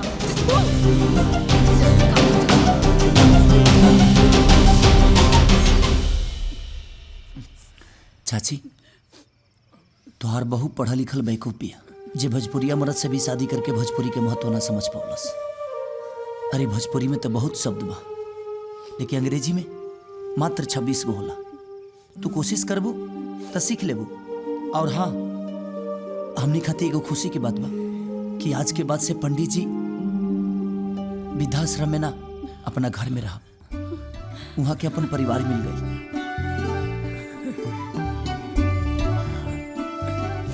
वो भी ना अंग्रेजी बोल ले। डोंट वरी चाची, हम तोहरा के अंग्रेजी पढ़े के भी सिखाए और बोले के भी। ओके? हाँ बिल्कुल सही मास्टर बड़ी तो रखा थी चाची। ओ हेलो, फ्री में ना सिखाए, फीस लागी। कितना? तोहार पूरा 7 जन्म। मतलब तो के हमसे शादी करे के पड़ी। करे के पड़ी ना, बताई लो। A for apple. Apple. B for ball. Answer. Bite. About to. My name is. My name is. Chachi. Chachi. रुकी। पहले हॉर्लिक्स पी। का भाई? तने चैन के साथ तो लेवे दे। अरे तू तो एकदम आहुन फुटले बाड़ू। अच्छा जल्दी आओ। जितना जल्दी तू इंग्लिश पढ़े लगो उतना जल्दी हमारा सगाई हो जाए। I know. I am not going to the dance. The shouted just. She shouted. Oh, she shouted. अच्छा चाची, हमरा के ये बतावा एकरा के अंग्रेजी में कहा कहल जाला? दिस इज फ्लावर्स। फ्लावर्स। और एकरा के? Flowers pot. वाह चाची। अच्छा हमके ही बतावा ई का लिखल बा? POWER। मतलब? पावर। पावर। पावर मतलब? पावर मतलब अरे ओ राजा जी देखा चाची अंग्रेजी बोले के सीख लेनी। अरे वाह चाची, ये तो बहुत खुशी की बात बा। हाँ, अब इस खुशी के मौके पर अब सगाई भी होइए जाए के चाहिए। का रवा लोग के का विचार बा? यही लगन में ब्याह हुई। ठीक बा, तो अपने माई बाबूजी के यही जी बुला ला, कैसे की सगाई यही जी हो।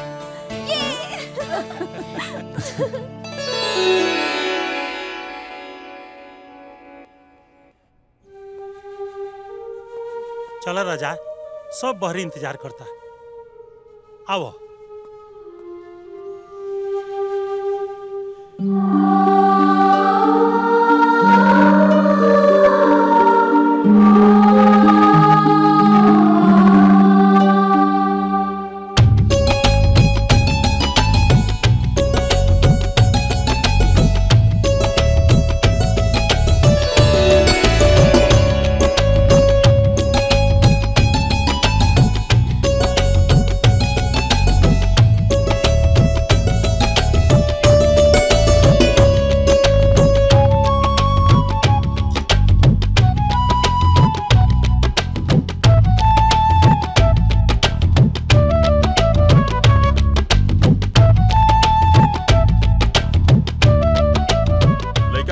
पिता के बोलवाई, मुहूर्त के समय हो गइल बा।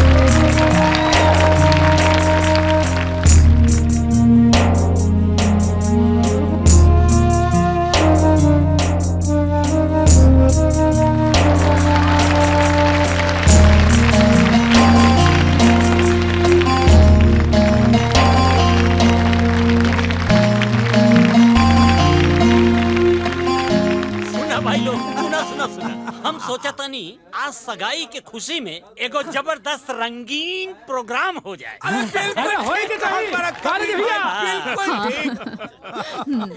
राजा भैया सुनो सुनो सुनो, हमनी के कौन जन्नत के सैर कराई? सब लोग खाना खाई ला? खा ले ली बेटा, खा लेनी।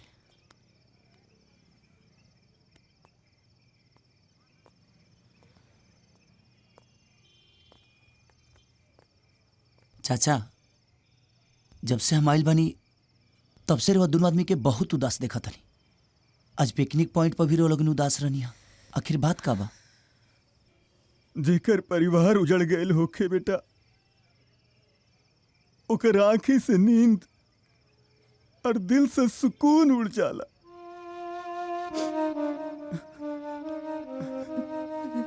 पिछला साल पूरा परिवार के साथ और जब पिकनिक मनावे गई रहनी सन, आज अकेले हो गइल बानी। ओकर कम सतावत बा। एकर वजह का बा चाची?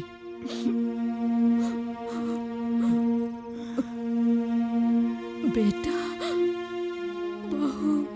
बाबूजी, हम शांति से रहल चाहतानी। अपन पूरा तनख्वाह हम खर्चा कर देतानी, तब वो घर में खिटपिट होत रहता।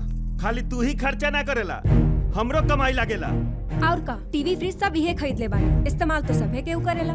जब मर्द लोग में फरियावल होता तो तू बीच में लबर लबर मत करा। भाभी के समझा दो भैया, हमनी को कोई बैठा के ना खिलावेला जे रोब सब सन। बस बाबूजी, हमसे ना बर्दाश्त हुई लोग के बदतमीजी, हमके हमार हिस्सा दे दे। हमनियों के हमार हिस्सा चाहिए बाबूजी, हमनियों के भी लोग के शकल नहीं की देखल चाहत।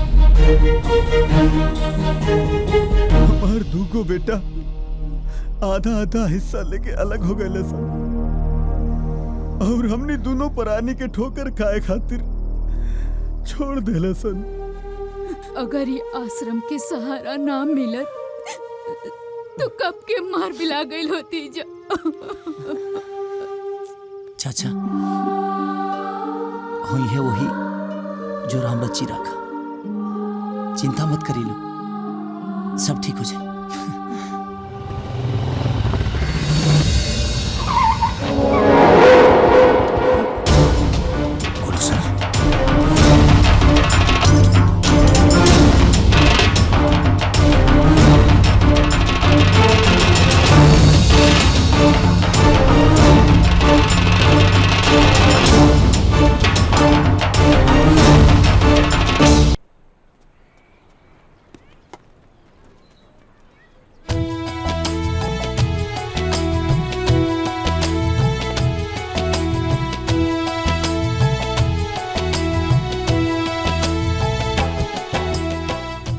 चाची तोरा के खोजत खोजत हमनी के किडनी और फेफड़ा सब सूख गई। अब तू जी क्रिकेट मैदान में क्या करता रहू? क्रिकेट खेले के बाद? सॉरी बेटा, बिना बताए ही आ गई नहीं। असल में हमार पोता खेलता, ऊ देखा। जब अपना पोता से इतना प्यार करेलू तो ओकरा से मिले में डेरात काहे भरू? चल आओ आओ। दादी, सूर्या, दादी।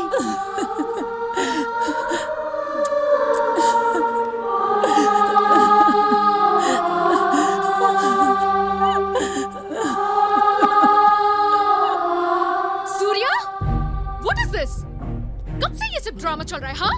How many times I've told you not to meet with this lady? लेकिन तुमको समझ में नहीं आ रहा है। Hey, you are a lady, I am a lady. अच्छा? I am a mother, you are a mother. I have a son, you have a son. Only difference, I am good, you are bad. सुना? सुना आपने? अब मुझे इस गंवार औरत से अब हमारा माई के खिलाफ एको लफ्ज बोल लू तो हर बेर की तरह ई बेर चुप ना रहो। अब तो हमारा माई भी अंग्रेजी बोलत रही, तो तोर कलेजा नहीं के ठंडा। संस्कार नाम के कोनो चीज बा कि ना तोहरा में? Surya, come let's go. No mummy, दादी जहाँ रहेंगी मैं भी वहीं रहूंगा। What? अब समझ में आ गई, जब तोहरा बुलाओ में तोहर बेटा नहीं खे आवत तो तोहरा कितना दुख होता। तू हमनी माई बेटा के इतना दिन जुदा रख लू तो हमारा माई के कितना तकलीफ भइल होई।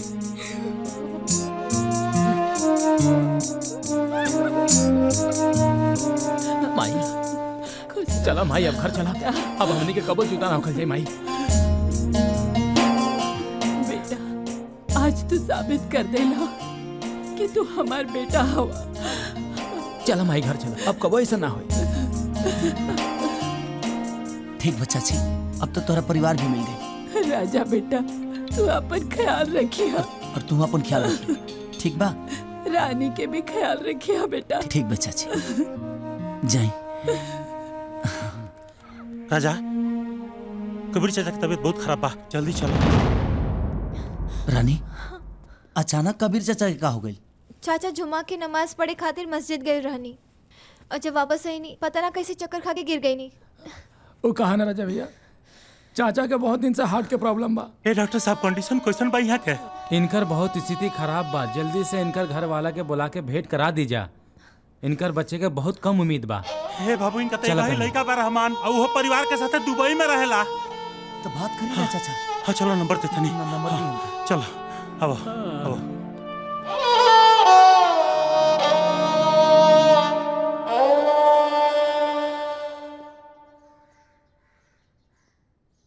हेलो रहमान। हाँ कहिए। तोहरा अब्बा के बहुत सीरियस तबीयत खराब बा। क्या? तू जैसे भी हो सके तू जल्दी इंडिया वापस आ जा। अरे बुढ़ारी में तो ये सब होता रहता है, अभी तो हम नहीं आ पाएंगे। लेकिन कम से कम एक बार फोन से तो बात काला। अरे उनसे बात करने का मतलब है दुबई पैदल जाने के बराबर, और फिर पुराना गाना गाने लगेंगे वो, ऐसे ही फिर दिमाग खराब हो जाएगा। ऐसे कोई जरूरत है तो बोलिए, कुछ पैसा ट्रांसफर कर देते हैं हम, बाकी आप देख लीजिएगा। रहमान तू हेलो हेलो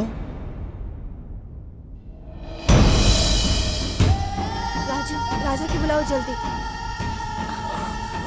चाचा राजा भैया कबीर चाचा का होश आ गई। कहाँ? लेकिन बार बार अपना बेटा का बुलाओ के जिद करता है। ठीक बा, तू कबीर चाचा के देखा।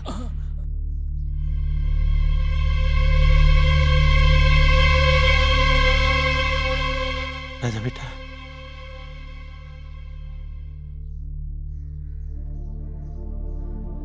कहीं नहीं, आओ तड़े। कबीर भाई, ए कबीर भाई, हाय देखा रहमान तार लाइन पे बड़ा बतियावो। लो हेलो बोलो बोलो। हाँ रहमान, का हाल चाल बा बेटा? हम ठीक बनी अब्बा। अरवा कैसन बनी अब्बा? हम ठीक बानी। अरवा थन को चिंता मत कर, हम कल आवता नहीं अब्बा, पूरा परिवार के साथ। हम के कुछ ना होके दे अब्बा। खुदा हाफिज बेटा। खुदा हाफिज अब्बा। का कबीर भाई हैं? खुदा हाफिज।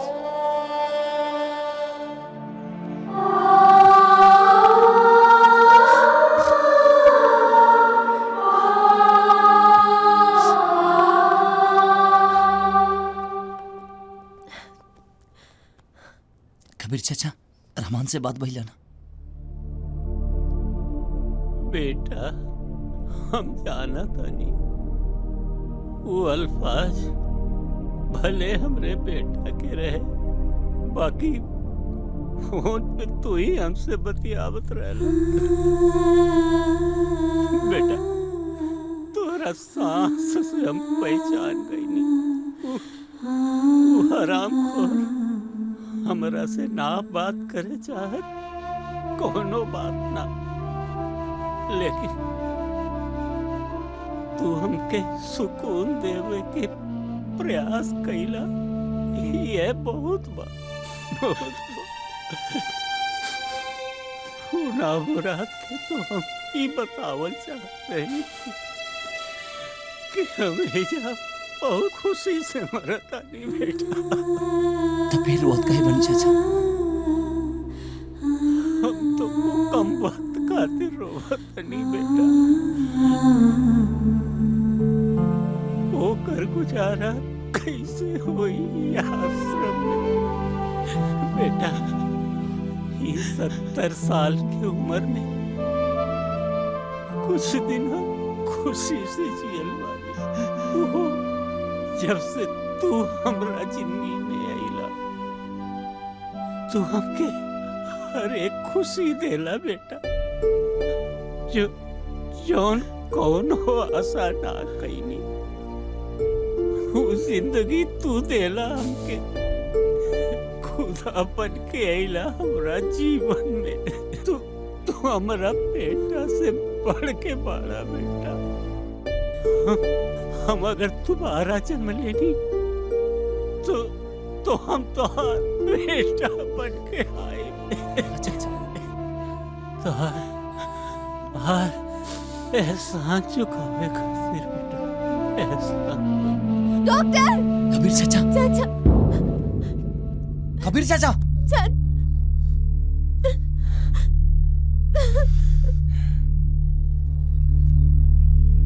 हमनी के कौन जन्नत के सैर कराई? तू मुसलमान हुआ? इन्ना लिल्लाहि व इन्ना इलैहि राजिऊन। माफ करता, माफ, गलती हो गई। वाले बोल। हाथी, मारी, पिशाच, सबसे खतरनाक भूत होखेला ईमानदारी के।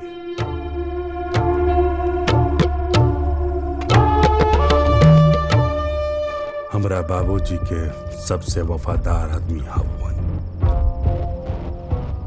एकरा पर तोर जादू ना चली,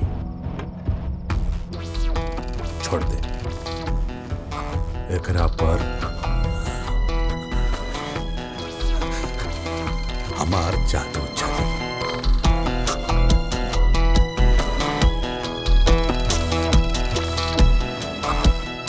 बताओ बाबूजी कहाँ पड़ा?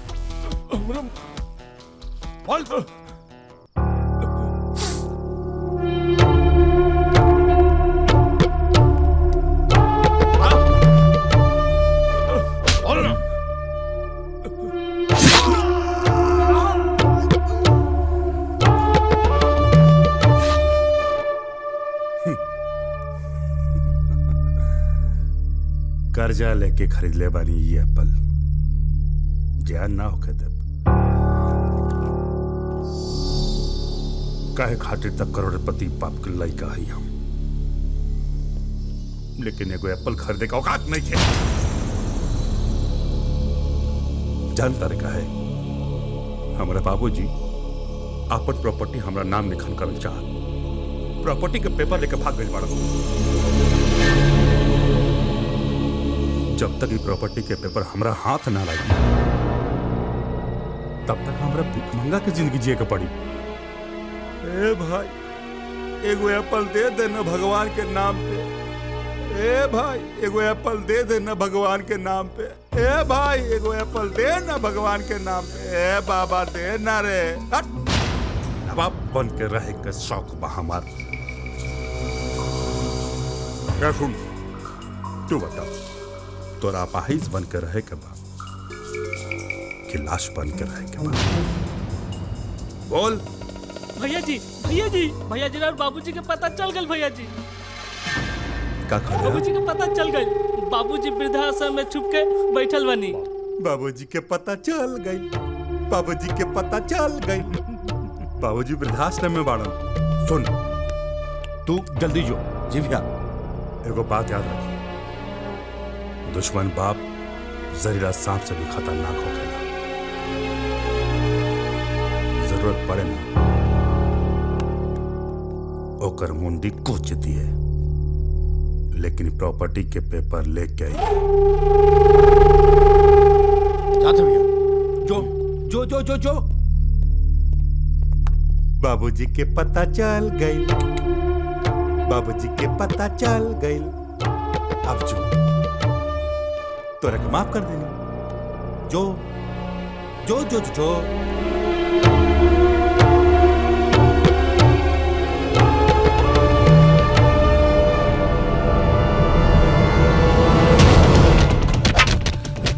प्रॉपर्टी के कागज कहाँ बा? हमरा पास कागज उगज नहीं। काहे लोग के मार रहल बड़ा तू लोग? ए बुढ़ा कागजात तेरा सबके छोड़ दे। कहली के हमरा पास कागजात नहीं के।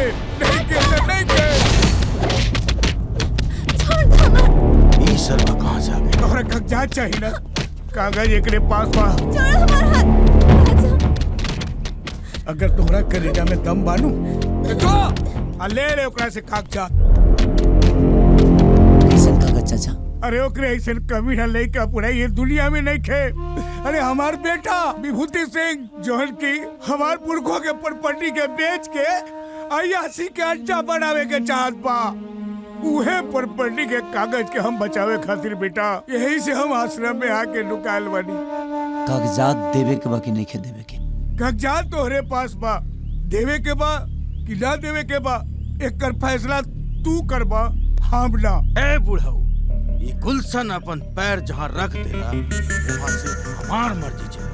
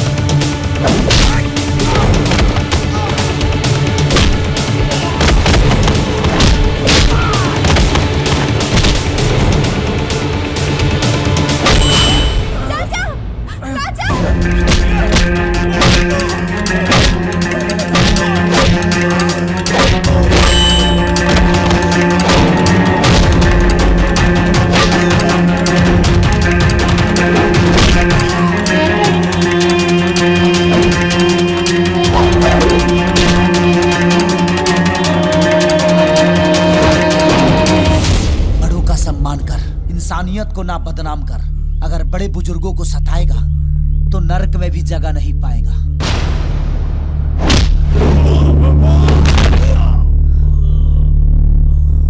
चाचा,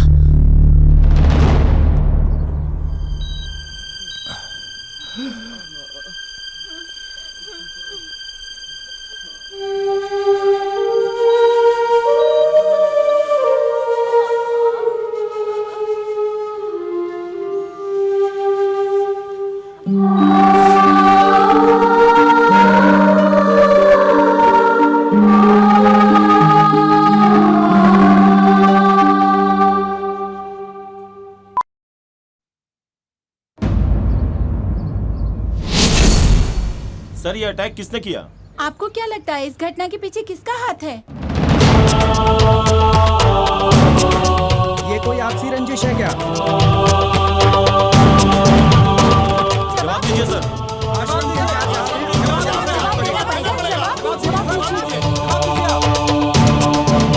लोग अपन माई बाप का आश्रम ई खातिर छोड़ेला क्यों लोग सुरक्षित रहे, लेकिन कहाँ बा सुरक्षित लोग? अगर हमनी के माई बाप के कुछ हो जाई तो ओकर जिम्मेदार के होई? बस आप लोग खुद जिम्मेदार बानी अपने माँ बाप के जख्म के। कैसे किलो लोग खुद लिया के आश्रम छोड़ ले रहनी। जब वो लोग ठीक रहे तो एको बेर भेंट करे काहे ना नीलो। हमनी के सबसे बड़ा परेशानी ई बा जब बाप माई ठीक रहेला ना तो केहू चिंता ना करे, लेकिन जब वो लोग के कुछ हो जाला तो दिमाग के बत्ती जल जाला। वो लोग पर प्यार उमड़ेला। उहे प्यार तब कहना उमड़ेला जब माई बाप के साथे रही ले रुआ सभे। अजब विरमना बे दुनिया के। जिंदा रहेला ना त केहू वो लोग के कीमत ना समझेला। और जब स्वर्ग सिधार जाला त काम कजिया में बहुत सारा पैसा खर्चा होला। 200 तकिया, रजाई, गद्दा, पलंग, अलमारी तकले दुनिया दान करेला। यहाँ तकले की 50 प्रकार के भोजन बना के हित नाता रिश्तेदार गांव जवार सबके खियावल जाला। जब आप सब अपने बेटा बेटी के हॉस्टल भेजी ले तो कनी के एक बार बुलाई ले, घरे लेके आई लेना। लेकिन माई बाप के साथ कहा करी ले, अपने आत्मा से पूछी लो।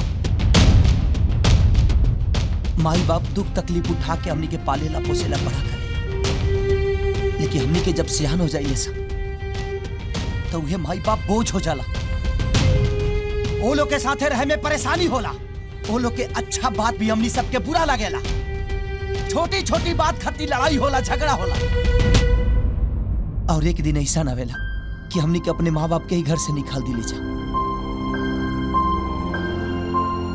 का बताई, एगो माई जब अपना बेटा के पैदा करे लेना तब कबू सुंदरता के मोह ना करे हो। लेकिन एगो सुंदर बीबी के चक्कर में हमनी के अपने माँ बाप के ही घर से निकाल दिले जा। बीबी बच्चा के साथ देश दुनिया में घूमी ले जा, शॉपिंग कर ले जा तो बहुत अच्छा लगेला। लेकिन माई बाप घर में पड़ा रहेला और घूट घूट के जिएला। ओकर परवाह केहू ना करेला। जब माई बाप बूढ़ पुरनिया हो जाला ना तो कर दिल दिमाग एगो बच्चा के हो जाला। और एगो बच्चा के कितना अरमान होला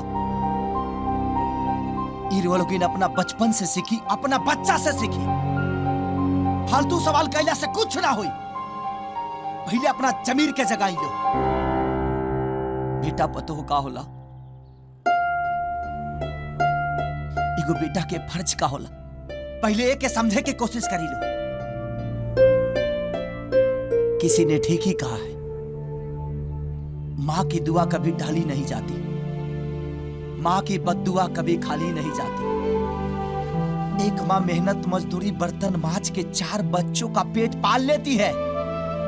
लेकिन आज के डेट में 4 बच्चों से एक मां पाली नहीं जाती। आप इतना ज्ञान बांट रहे हैं, क्या आप अपनी माँ बाप की सेवा करते हैं? हमारा किस्मत में वो सौभाग्य नहीं। हम अनाथ बानी।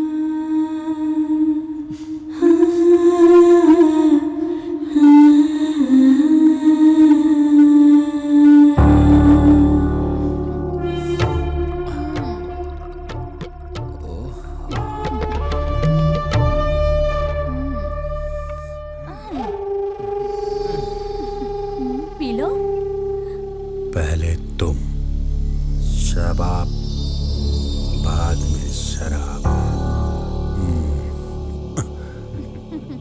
ये शराब से ज्यादा नशा तोहरा में पा। भैया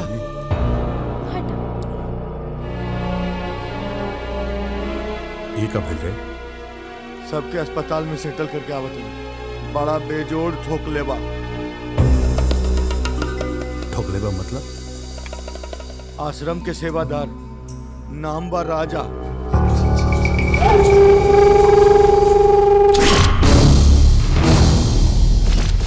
ये हा राजा। ई लौंडियाबाजी के सीन देख के समझ में आ गई कि देवता समन बाप के राक्षस बेटा ते ही। भैया से इज्जत से बात करा। जड़ा करा जाए बैठा एकरा मुंह पर थूक के जाइए।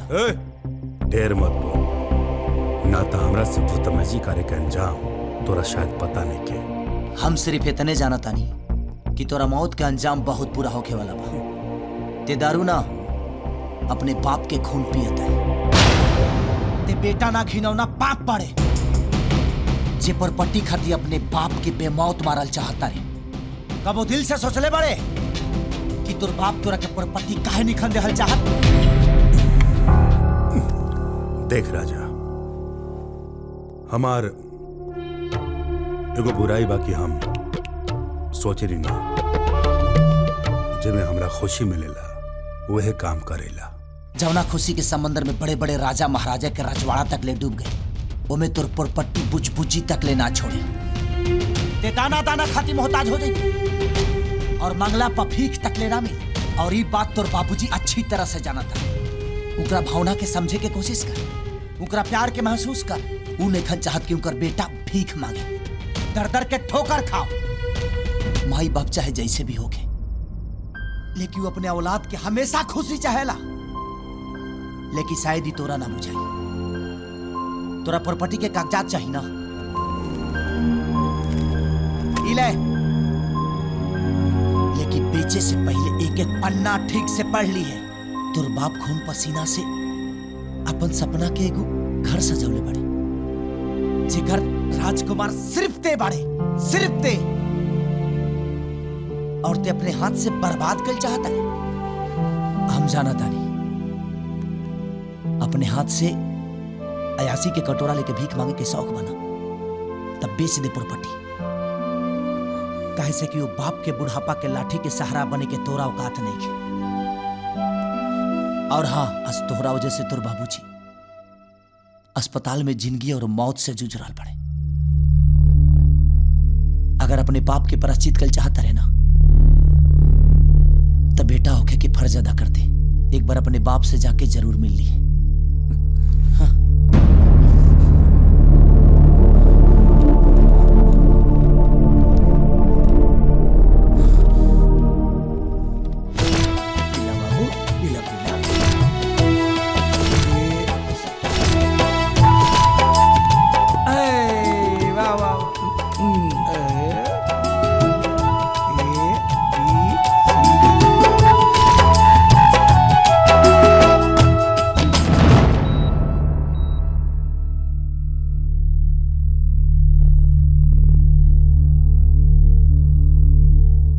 डॉक्टर साहब, हमरा बाबूजी के बचा ली, चाहे जितना खर्चा लगे। हमरा बाबूजी के कुछ ना होके के चाहे। नौटंकी चुप। अगर पैसा से जान बचे के रहित ना, तो ये अस्पताल में केहू ना मरित। अगर अपना बाबूजी के बचावल चाहता रहे ना, तो जो बस थोड़ा सा प्यार जता दे। जाओ।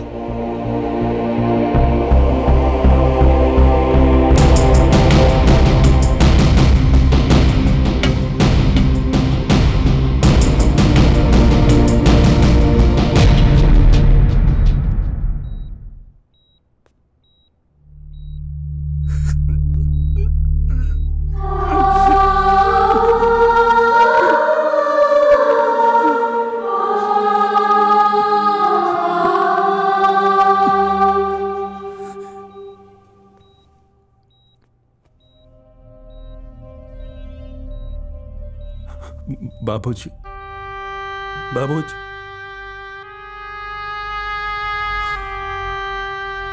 हम आपसे कुछ कहल चाहता नहीं बाबूजी।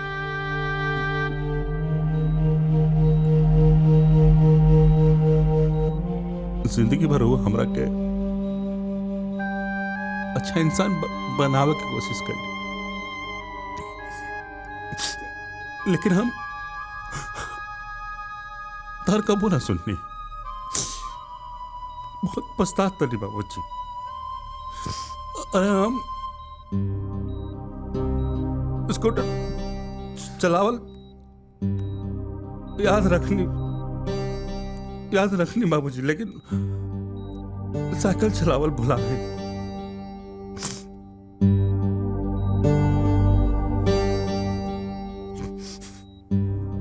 बुढ़ाने बुढ़ावे में हम इतना व्यस्त हुए रही,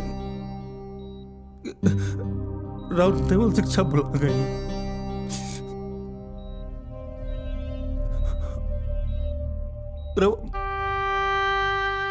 बाबूजी अरे वो हमरा कबो ही ना कहने की तू अमीर बन बेटा, बहुत अमीर बन ना, डॉक्टर बन ना, इंजीनियर बन ना, तू खाली अच्छा इंसान बने खातिर कहले रहा ना। लानत बाबा बोजी। अच्छा इंसान तो छोड़ी, अच्छा बेटा भी ना बन पाई।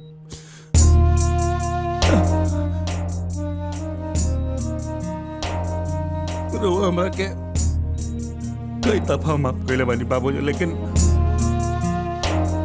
एक बार और माफ कर दी बाबूजी। हम वादा करते नहीं आपसे बाबूजी कि हम कबो गलत काम ना करब, और वो जोन काम हम वे करब। बस बाबूजी हमरा के एक बार खाली माफ कर दी बाबूजी, एक बार माफ कर दी बाबूजी।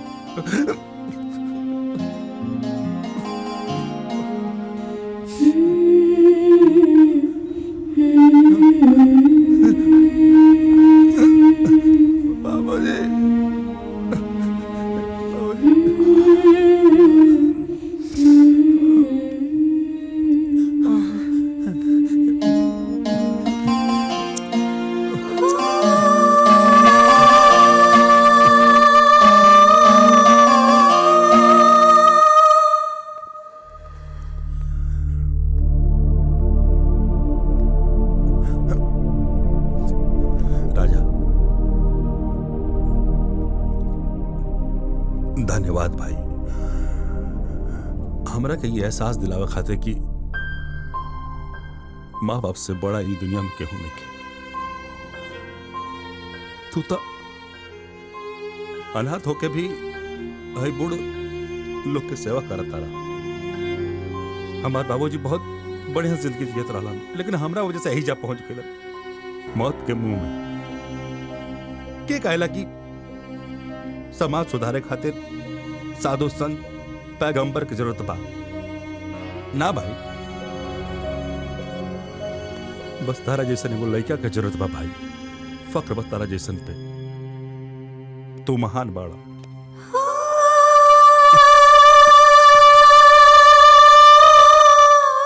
बस कोशिश करिए कि अंदर तोहरा बाबूजी के कोनो तकलीफ ना होके।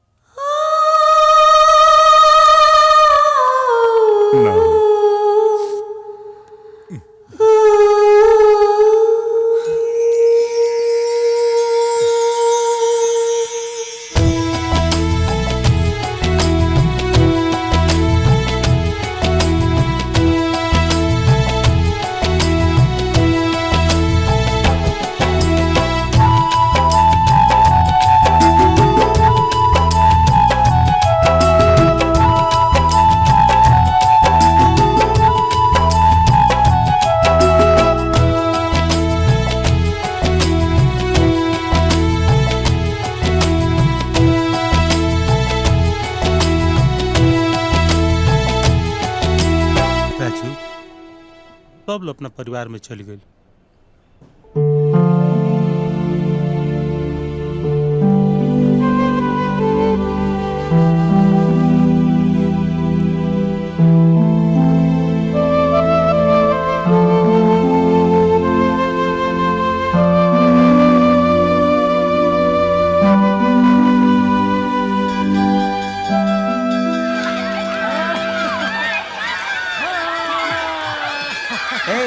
तारू सुनाई हमू सोचता नहीं कि धक्का धक 1 दर्जन लड़का पैदा कर दी तो आर का विचार बा तो चली ड्यूटी पे लग जाए। अरे का करो तानी यही जा सब देखत आ रहे तई होलो तई कमो कैला ही बका हो ठीक है।